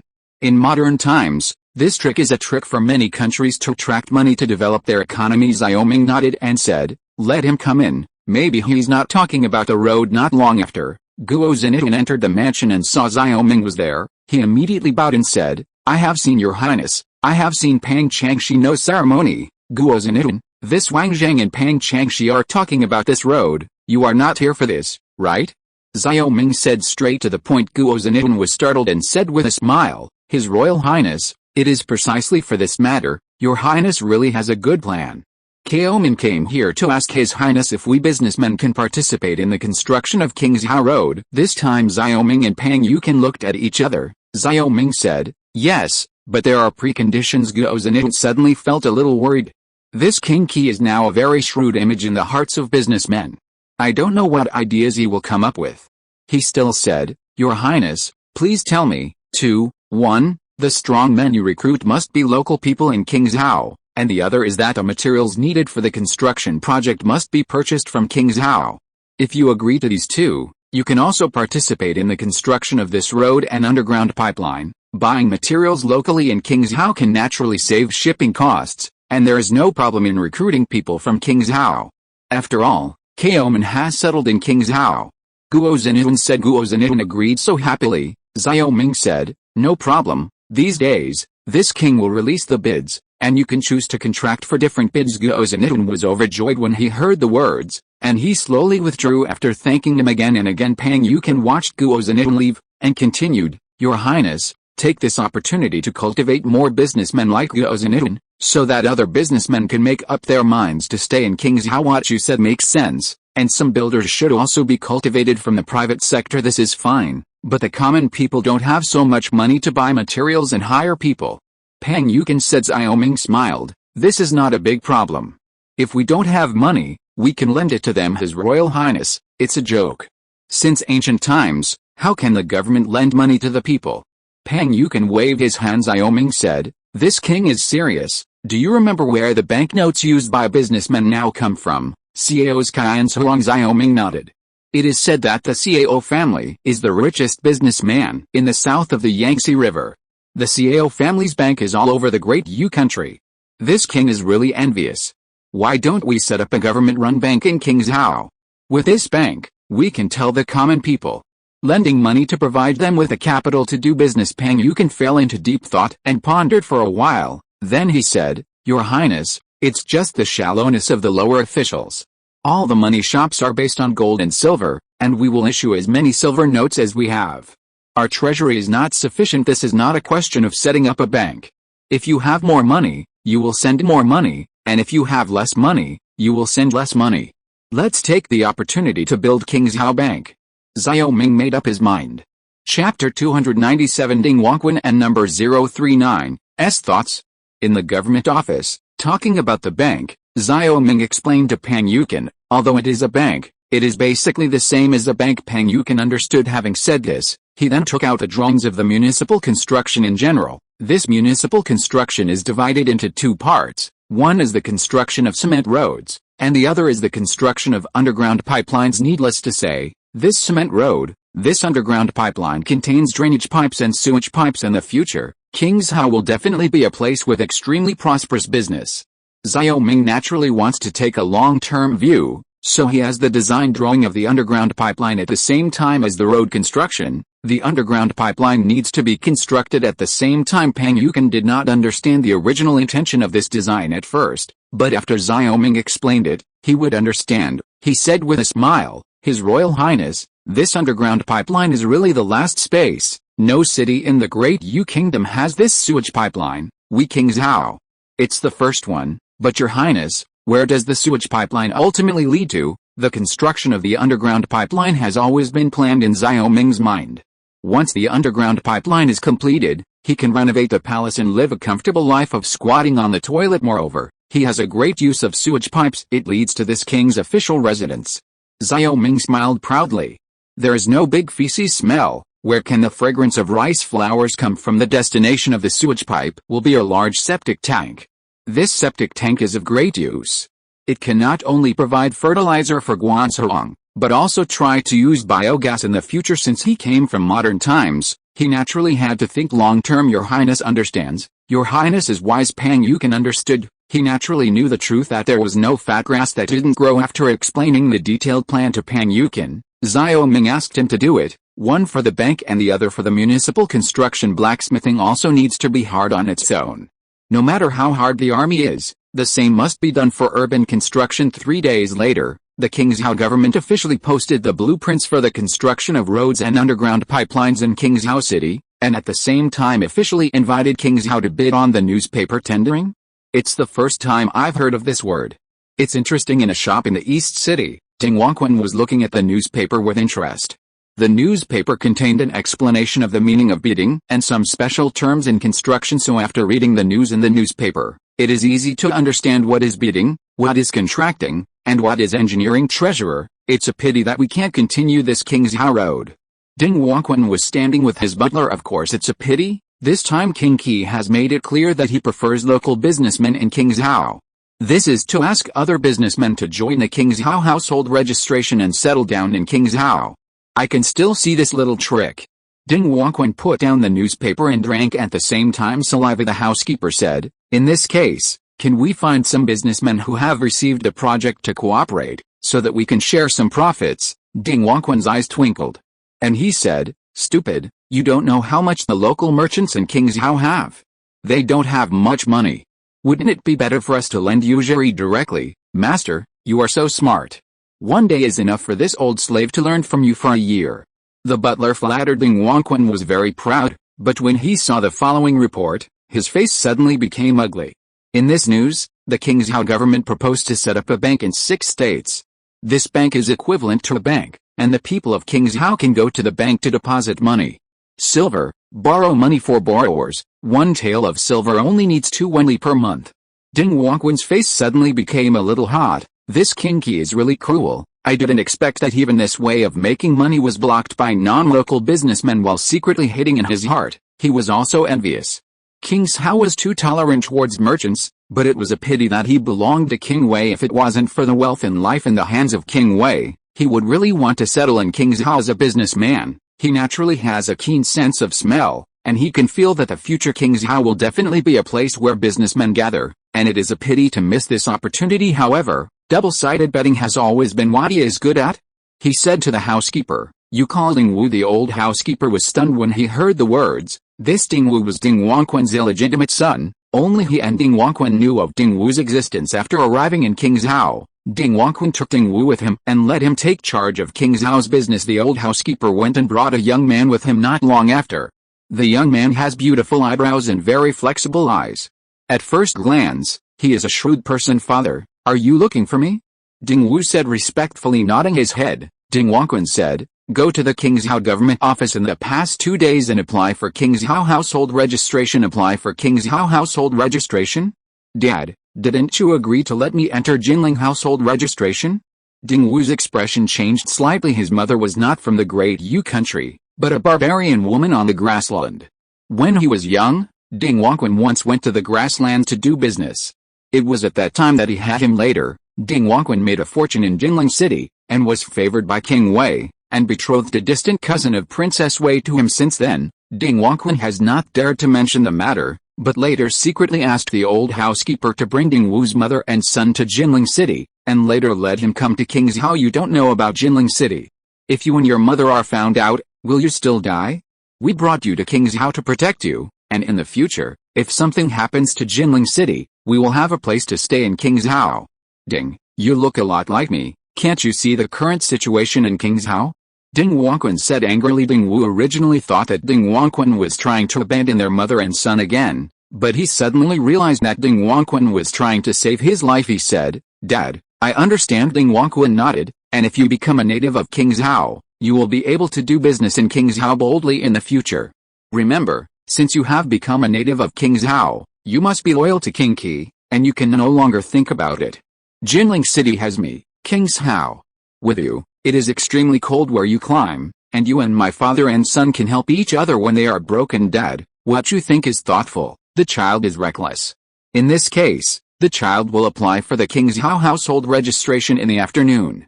It is impossible to join the King's How Road construction this time. Ding Wanquan nodded in satisfaction, and then sighed again. The 3 caves of the cunning rabbit, which is also the helplessness of the businessman. No matter how much money there is, what is the use of it? A word from the government office can take away the property. However, in King's How, he saw a different scene. The government offices here are more friendly towards businessmen, and there is no domineering of the local government offices. It is precisely because of this that he made up his mind to let Ding Wu join the King's How household registration. He can wait and wait for what kind of changes Ding Wu can bring to this King's How. If you're listening to this novel on a channel other than Fanfic World, it means they downloaded and uploaded it without effort. We cordially invite you to visit our channel, Mundo Fanfic Novelis. There you'll find the original version of this story, and you can explore many other novels of various genres. We're waiting for you to immerse yourself in a world of incredible novels. Chapter 298 Folk Response. Xiujia Village. The news of King's How Road construction also spread here. When the reporter finished reading the newspaper in the morning and confirmed the time, Zhu Wuli returned home from the threshing farm. Father, I want to contract a section of King's How Road. You can see it, now is the slack season, and there is nothing to do at home. PFFT. Before Zhu Wuliu's father could speak, Zhu Liashi suddenly laughed. Husband, Wuliu has grown up and knows how to make money. Zhu Wuliu was overjoyed and said, Mother, do you agree? I agree, I'll give you the money from the family. Zhu Liu rolled his eyes, and Zhu Wuliu's father suddenly laughed. With a smile on his face, Zhu Wuliu immediately lowered his face. Your eyes are too shallow. This is a job to make money. How can you lose money? Do you have the brains to do business? Zhu Liashi said while washing clothes. Zhu Wuliu shrugged his head, not knowing what to say. What are you talking about? At this moment, Zhu Sanxi's voice suddenly sounded outside the courtyard. Zhu Wuliu was overjoyed when he heard this voice and turned his head. He saw Zhu Sanxi in a dark green gown standing tall and straight in front of the door, handsome and dignified, and behind Zhu Sanxi, a pair of villagers surrounded Zhu Sanxi. Zhu Sanxi pointed at the clothes on his body. Brother. Zhu Wuliu shouted, why are your clothes so beautiful? Zhang Zhouke in the village will be compared by you. Zhu Liu's eyes lit up. If it wasn't for Zhu Sanxi's familiar face, he wouldn't dare to recognize this as his son. She wiped her hands and walked a few steps to Zhu Sanxi. 3 or 4, not 3. Do you visit relatives once a month? Why did you come back today? Zhu Sanxi stretched out his hand to block Zhu Wuliu's hand from trying to touch his military uniform, and said, Your Highness is kind. This time I'll give you one more family visit day. It's great, it's great. Zhu Liashi was very happy, and she was very happy to see her son back again. Zhu Wuliu looked unwilling, and he asked, Brother, where did you get this dress? I want to buy one too. Zhu Sanxi smiled and said, You can't buy it if you want. This is the uniform of our King's How army. Outsiders are not allowed to wear it. Then I'll join the army too. Zhu Wuliu shouted, Nonsense, didn't you just say you were going to contract cement roads? Why did you join the army again? Zhu Wuliu's father looked at Zhu Sanxi's proud face. This is his son, and now the pride of the entire Xiujia village. Looking at the crowd of people watching Zhu Wuliu outside the door, he became even more complacent, and when he walked to the door, he coughed. I'm sorry, it's not easy for Wuliu to come back. Let us also whisper, Old Zhu, your family's 5 or 6 really shines on the lintel. Hey, I knew I would have let that kid from our family join the army. Look at the current 5 or 6, it's really enviable. This military uniform is so beautiful. Many young people outside the door also have red eyes, and secretly want to join the army. When they return to the village to visit relatives in a military uniform, they should give their families more faces. Zhu Wuliu's father nodded politely, and when the outsiders left, he slowly closed the door, and then said, My son, go and kill our old rooster to make up for Wuliu's body. Zhu Wuliu's saliva suddenly flowed out and said, You guys are really partial. Why don't you kill chickens to make up for my body? Zhu Liashi laughed and scolded. If you have half the promise of your brother, I will kill the chicken for you to eat. Zhu Wuliu's eyes squinted. Then you give me money to contract the cement road. Zhu Sanxi also learned about this when he was in the army. He learned that his younger brother wanted to contract the cement road, so he said, Father, Mother, let Wuliu try it. The reporter also said this, but contracting the cement road requires money to hire people and spend money to buy materials. Although our family saved 20 taels of silver last year, it's not enough for such a toss. Zhu Liashi said. Zhu Sanxi stood up and said, I still have more than 20 taels of silver here, which is the salary of the army. I'll give it to you as well. I don't need money for food and lodging in the army. So it's useless to keep it. Then he said, and when I was in the army, I also heard about the bank. It is said that you can borrow money from the government office, but you have to deposit something of the same value. It is really impossible to deposit our land deed. Are you a fool to be a soldier? Zulashi said angrily when he heard the words. It's just getting better these days, so you are tossing around. Zhu Sansi explained, Mother, you don't understand. This time, His Highness proposed to borrow money from the bank. At that time, in order to let the people of Qingzhou have more businessmen, maybe they can join the Chamber of Commerce and become a big businessman after May 6th. A lot of money. Zhu Wuliu became more and more fascinated by Zhu Sansi's words. He said, Father, Mother, let me try it. It's really impossible to take my land out. The eyes of the two sons were bright, and Mrs. Zhu Liu and her husband looked at each other and said, 3 or 4, is this really His Highness's original intention? It's not wrong. I heard what the Governor Niu said. Zhu Sansi affirmed, nodding. Zhu Liu said to her husband, then let 5 or 6 try. In the Qingzhou government office, Pang Yuqin was busy with his feet not touching the ground. The bidding for the road had already begun, and many businessmen had already submitted the road section they wanted to contract to the government office. At the same time, a special place was temporarily set up in the government office, and this place was a temporary bank. Although Xiao Ming asked him to set up a bank, the location and personnel required time, and the policy of supporting the people could not be delayed, so he could only set up temporary personnel in the government office to be responsible for this matter. How? Are the people here to borrow money? Xiao Ming asked. Pang Yuqin shook his head. No, it's not easy for the common people to have some extra money in their hands, so naturally they wouldn't be so bold. After all, His Highness's move is a bit like a folk usury. Xiao Ming shook his head when he heard the words. He also expected this, but it doesn't matter. As long as one commoner gets actual benefits, the following thing will become a matter of course. The two of them were talking when they suddenly saw a Qingzhou soldier in military uniform entering the government office. Xiao Ming looked at him and said in surprise, Zhu Sansi, why are you here? Zhu Sansi has seen His Highness. I brought my younger brother to borrow money from the government office. He wants to contract the construction of the Qingzhou cement road. Zhu Sansi said a little embarrassedly. Xiao Ming suddenly laughed when he heard the words. This finally had a beginning. He said, Yes, Pang Changshi, isn't this person here? Pang Yuqin also smiled and said, His Royal Highness, it seems that our soldiers in Qingzhou have good ideas. Having said that, he sat down and personally asked Zhu Wuliu the amount of silver he wanted to borrow and the items he pledged. Then Xiao Ming took Zhu Sansi and asked him to choose a road for his younger brother to build. Chapter 299. After a spring rain, the weather is getting warmer. The road in Qingzhou City has officially entered the construction stage.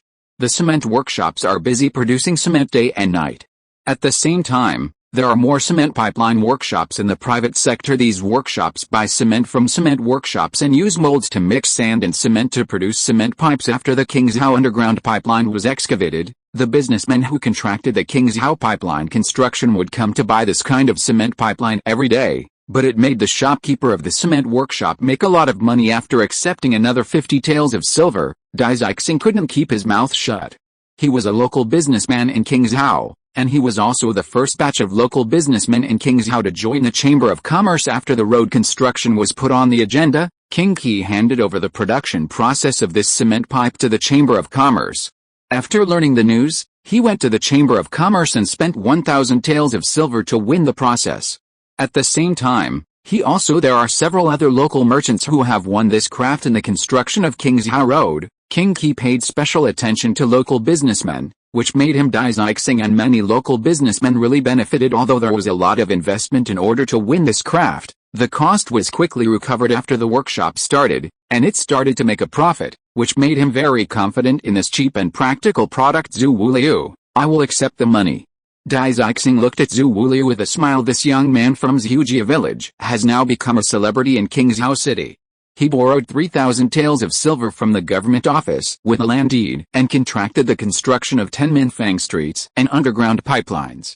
This courage is not something ordinary people have. Storekeeper Dai, that's polite. I would also like to thank you for giving me credit for the pipeline some time ago, otherwise I really won't have enough money. Zhu Wuliu said with a smile. Following Zhu Wuliu were people from Zhujia village. Since contracting the construction of roads in Qingzhou City, he immediately returned to the village to hire people. Each person is 30 cents a day, and the young and old men in the village are scrambling to work with him. This leisure is also leisure. At 30 cents a day, this month is almost 1 or 2 silvers. Where can such good things be found for the villagers? What you said, your brother is a big hero in our film. Just relying on your brother's reputation, I can rest assured that I will owe you on credit. Dai Zixing smiled. Zhu Wulei recalled his brother's heroic and handsome appearance in dark green military uniform and felt proud in his heart. This time he was able to borrow 3,000 taels of silver, and King Qi also looked at Zhu Sansi with great grace. With emotion in his heart, Zhu Wulei glanced at the sunset that was about to set in the west, and said, all in all, thank you, I'll invite the shopkeeper Dai to the restaurant for tea another day. Okay. Dai Zixing said happily, it's not too early, you guys should transport these pipes to Qingzhou City. Zhu Wulei nodded. This time he rented 10 carriages to transport the cement pipes, which also required money. At first, he didn't understand anything. The 3,000 taels of silver he borrowed were spent very quickly. And it was King Qi who gave him a call. After that, he began to plan carefully, buying materials, renting a carriage, and carefully arranging the construction of strong men.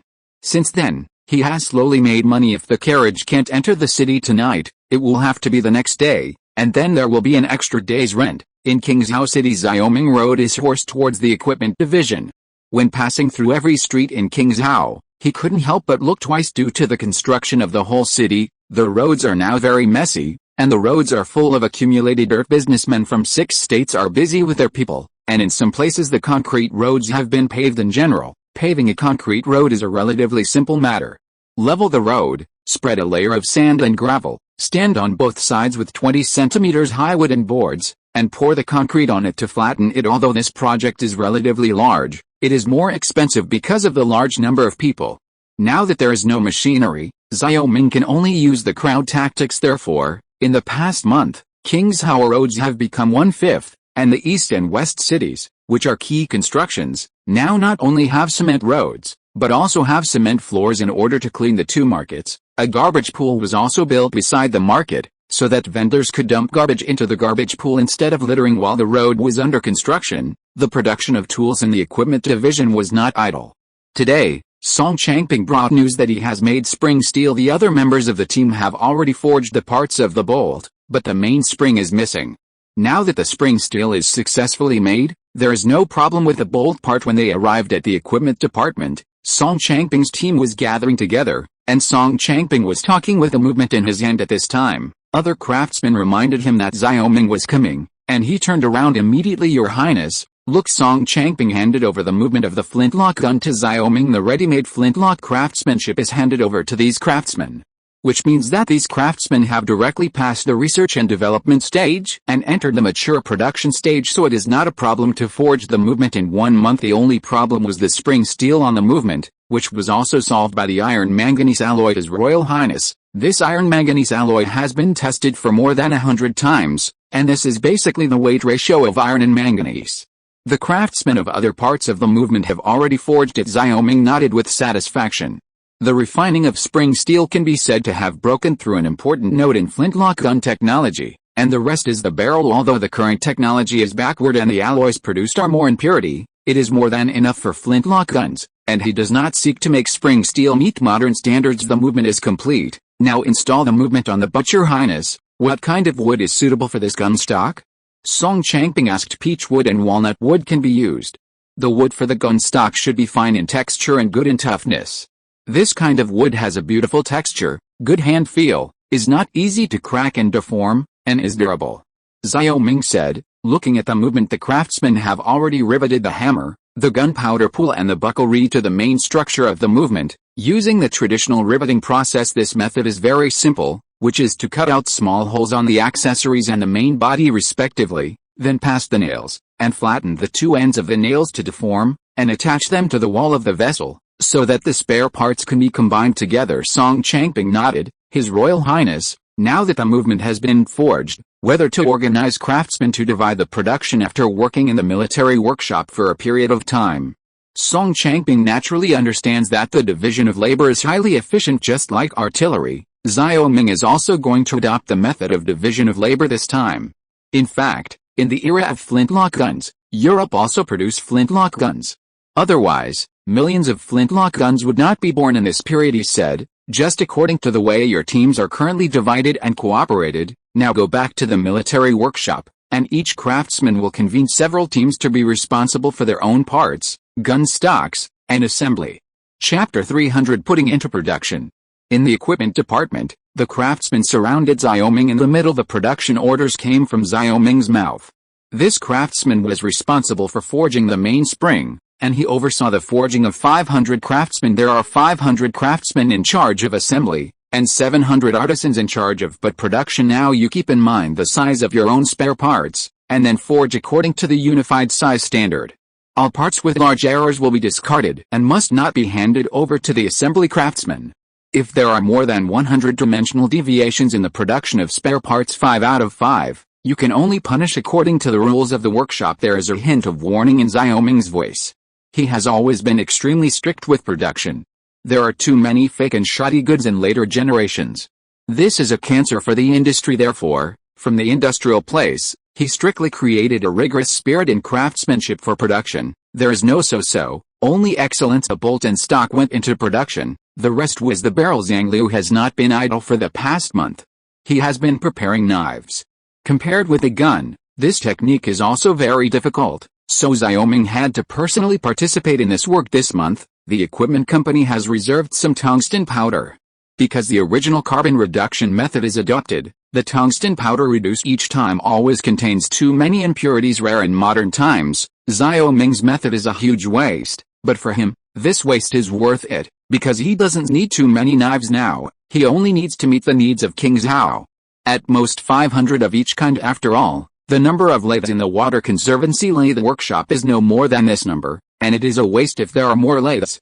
It can be prepared accordingly when the number of lathes is increased. Song Changping and others left, and Xiaoming went to the backyard of the equipment department, where the craftsmen were sharpening knives. After more than a dozen failures, Xiaoming gradually realized that the process of calcining tungsten steel by using tungsten powder compression cannot be realized in King Zhao for the time being. The most important thing is that the mining volume of tungsten cannot keep up, and the amount of tungsten powder extracted is also very rare, and the current reserve of tungsten powder is only about 2 kilograms, and this can't produce many tungsten steel knives at all, so he decided to retreat a few days ago. Zhang Liuli added a small amount of tungsten powder and chromium powder when smelting steel, and made an alloy that is harder than the current King Zhao steel. This cemented carbide, also known as ferrotungsten in later generations, is also one of the alternative materials for cutting tools. This kind of cemented carbide adds tungsten as an additive to steel, and the quantity is generally small. In steel, it is dissolved in a small amount in molten iron. Because of its low solubility, it can only be added in a small amount. As a result, the production of knives suddenly became formal. Zhang Liu and his craftsmen also successfully produced the tungsten steel of this era. His Royal Highness, the tools of the boring machine and the tools of the milling machine are very smooth, but this drill is not easy to polish. But after so long, 2 pieces are always polished. Please take a look at it. Your Highness. Zhang Liu came over at this time with 2 drill press tools. The successful refining of tungsten steel is followed by the production of knives, which is coherent. Holding the tool, Xiaoming glanced at the hand crank grinder, which was the most suitable grinder in Dao country, which he had rummaged through these days. This type of grinding machine is purely manual, generally 2 parallel wooden sticks, with a grinding wheel in the middle, and an iron rod passing through the middle of the grinding wheel and fixed. The iron rod sticks out of the wooden stick, and the outside is the same as the pedal of a bicycle. This kind of mountain machine can be cranked by hand, or it can be pedaled by a person by pedaling a bicycle. As a result, the grinding wheel will turn touching the twist drill that had just been ground. Xiaoming said, "How long did it take to grind this drill?" "A whole day." Zhang Liu sighed. The boring machine tool and the milling machine tool are easy, but this one is always easy to break. Xiaoming nodded. This is normal, because knives pay attention to hardness, as the so-called hard and brittle, so it is easy to break. He said, "Add some more people. At the end of this month, we will provide at least 100 drill bits to the hydraulic lathe workshop." "This flintlock gun is short of the barrel." Zhang Liu nodded. "Yes, Your Highness, I'll dispatch some skilled craftsmen to sharpen the knives." After a month of night and day, Xiaoming finally saw the hope of the flintlock gun. It's just that there is not much time left for him.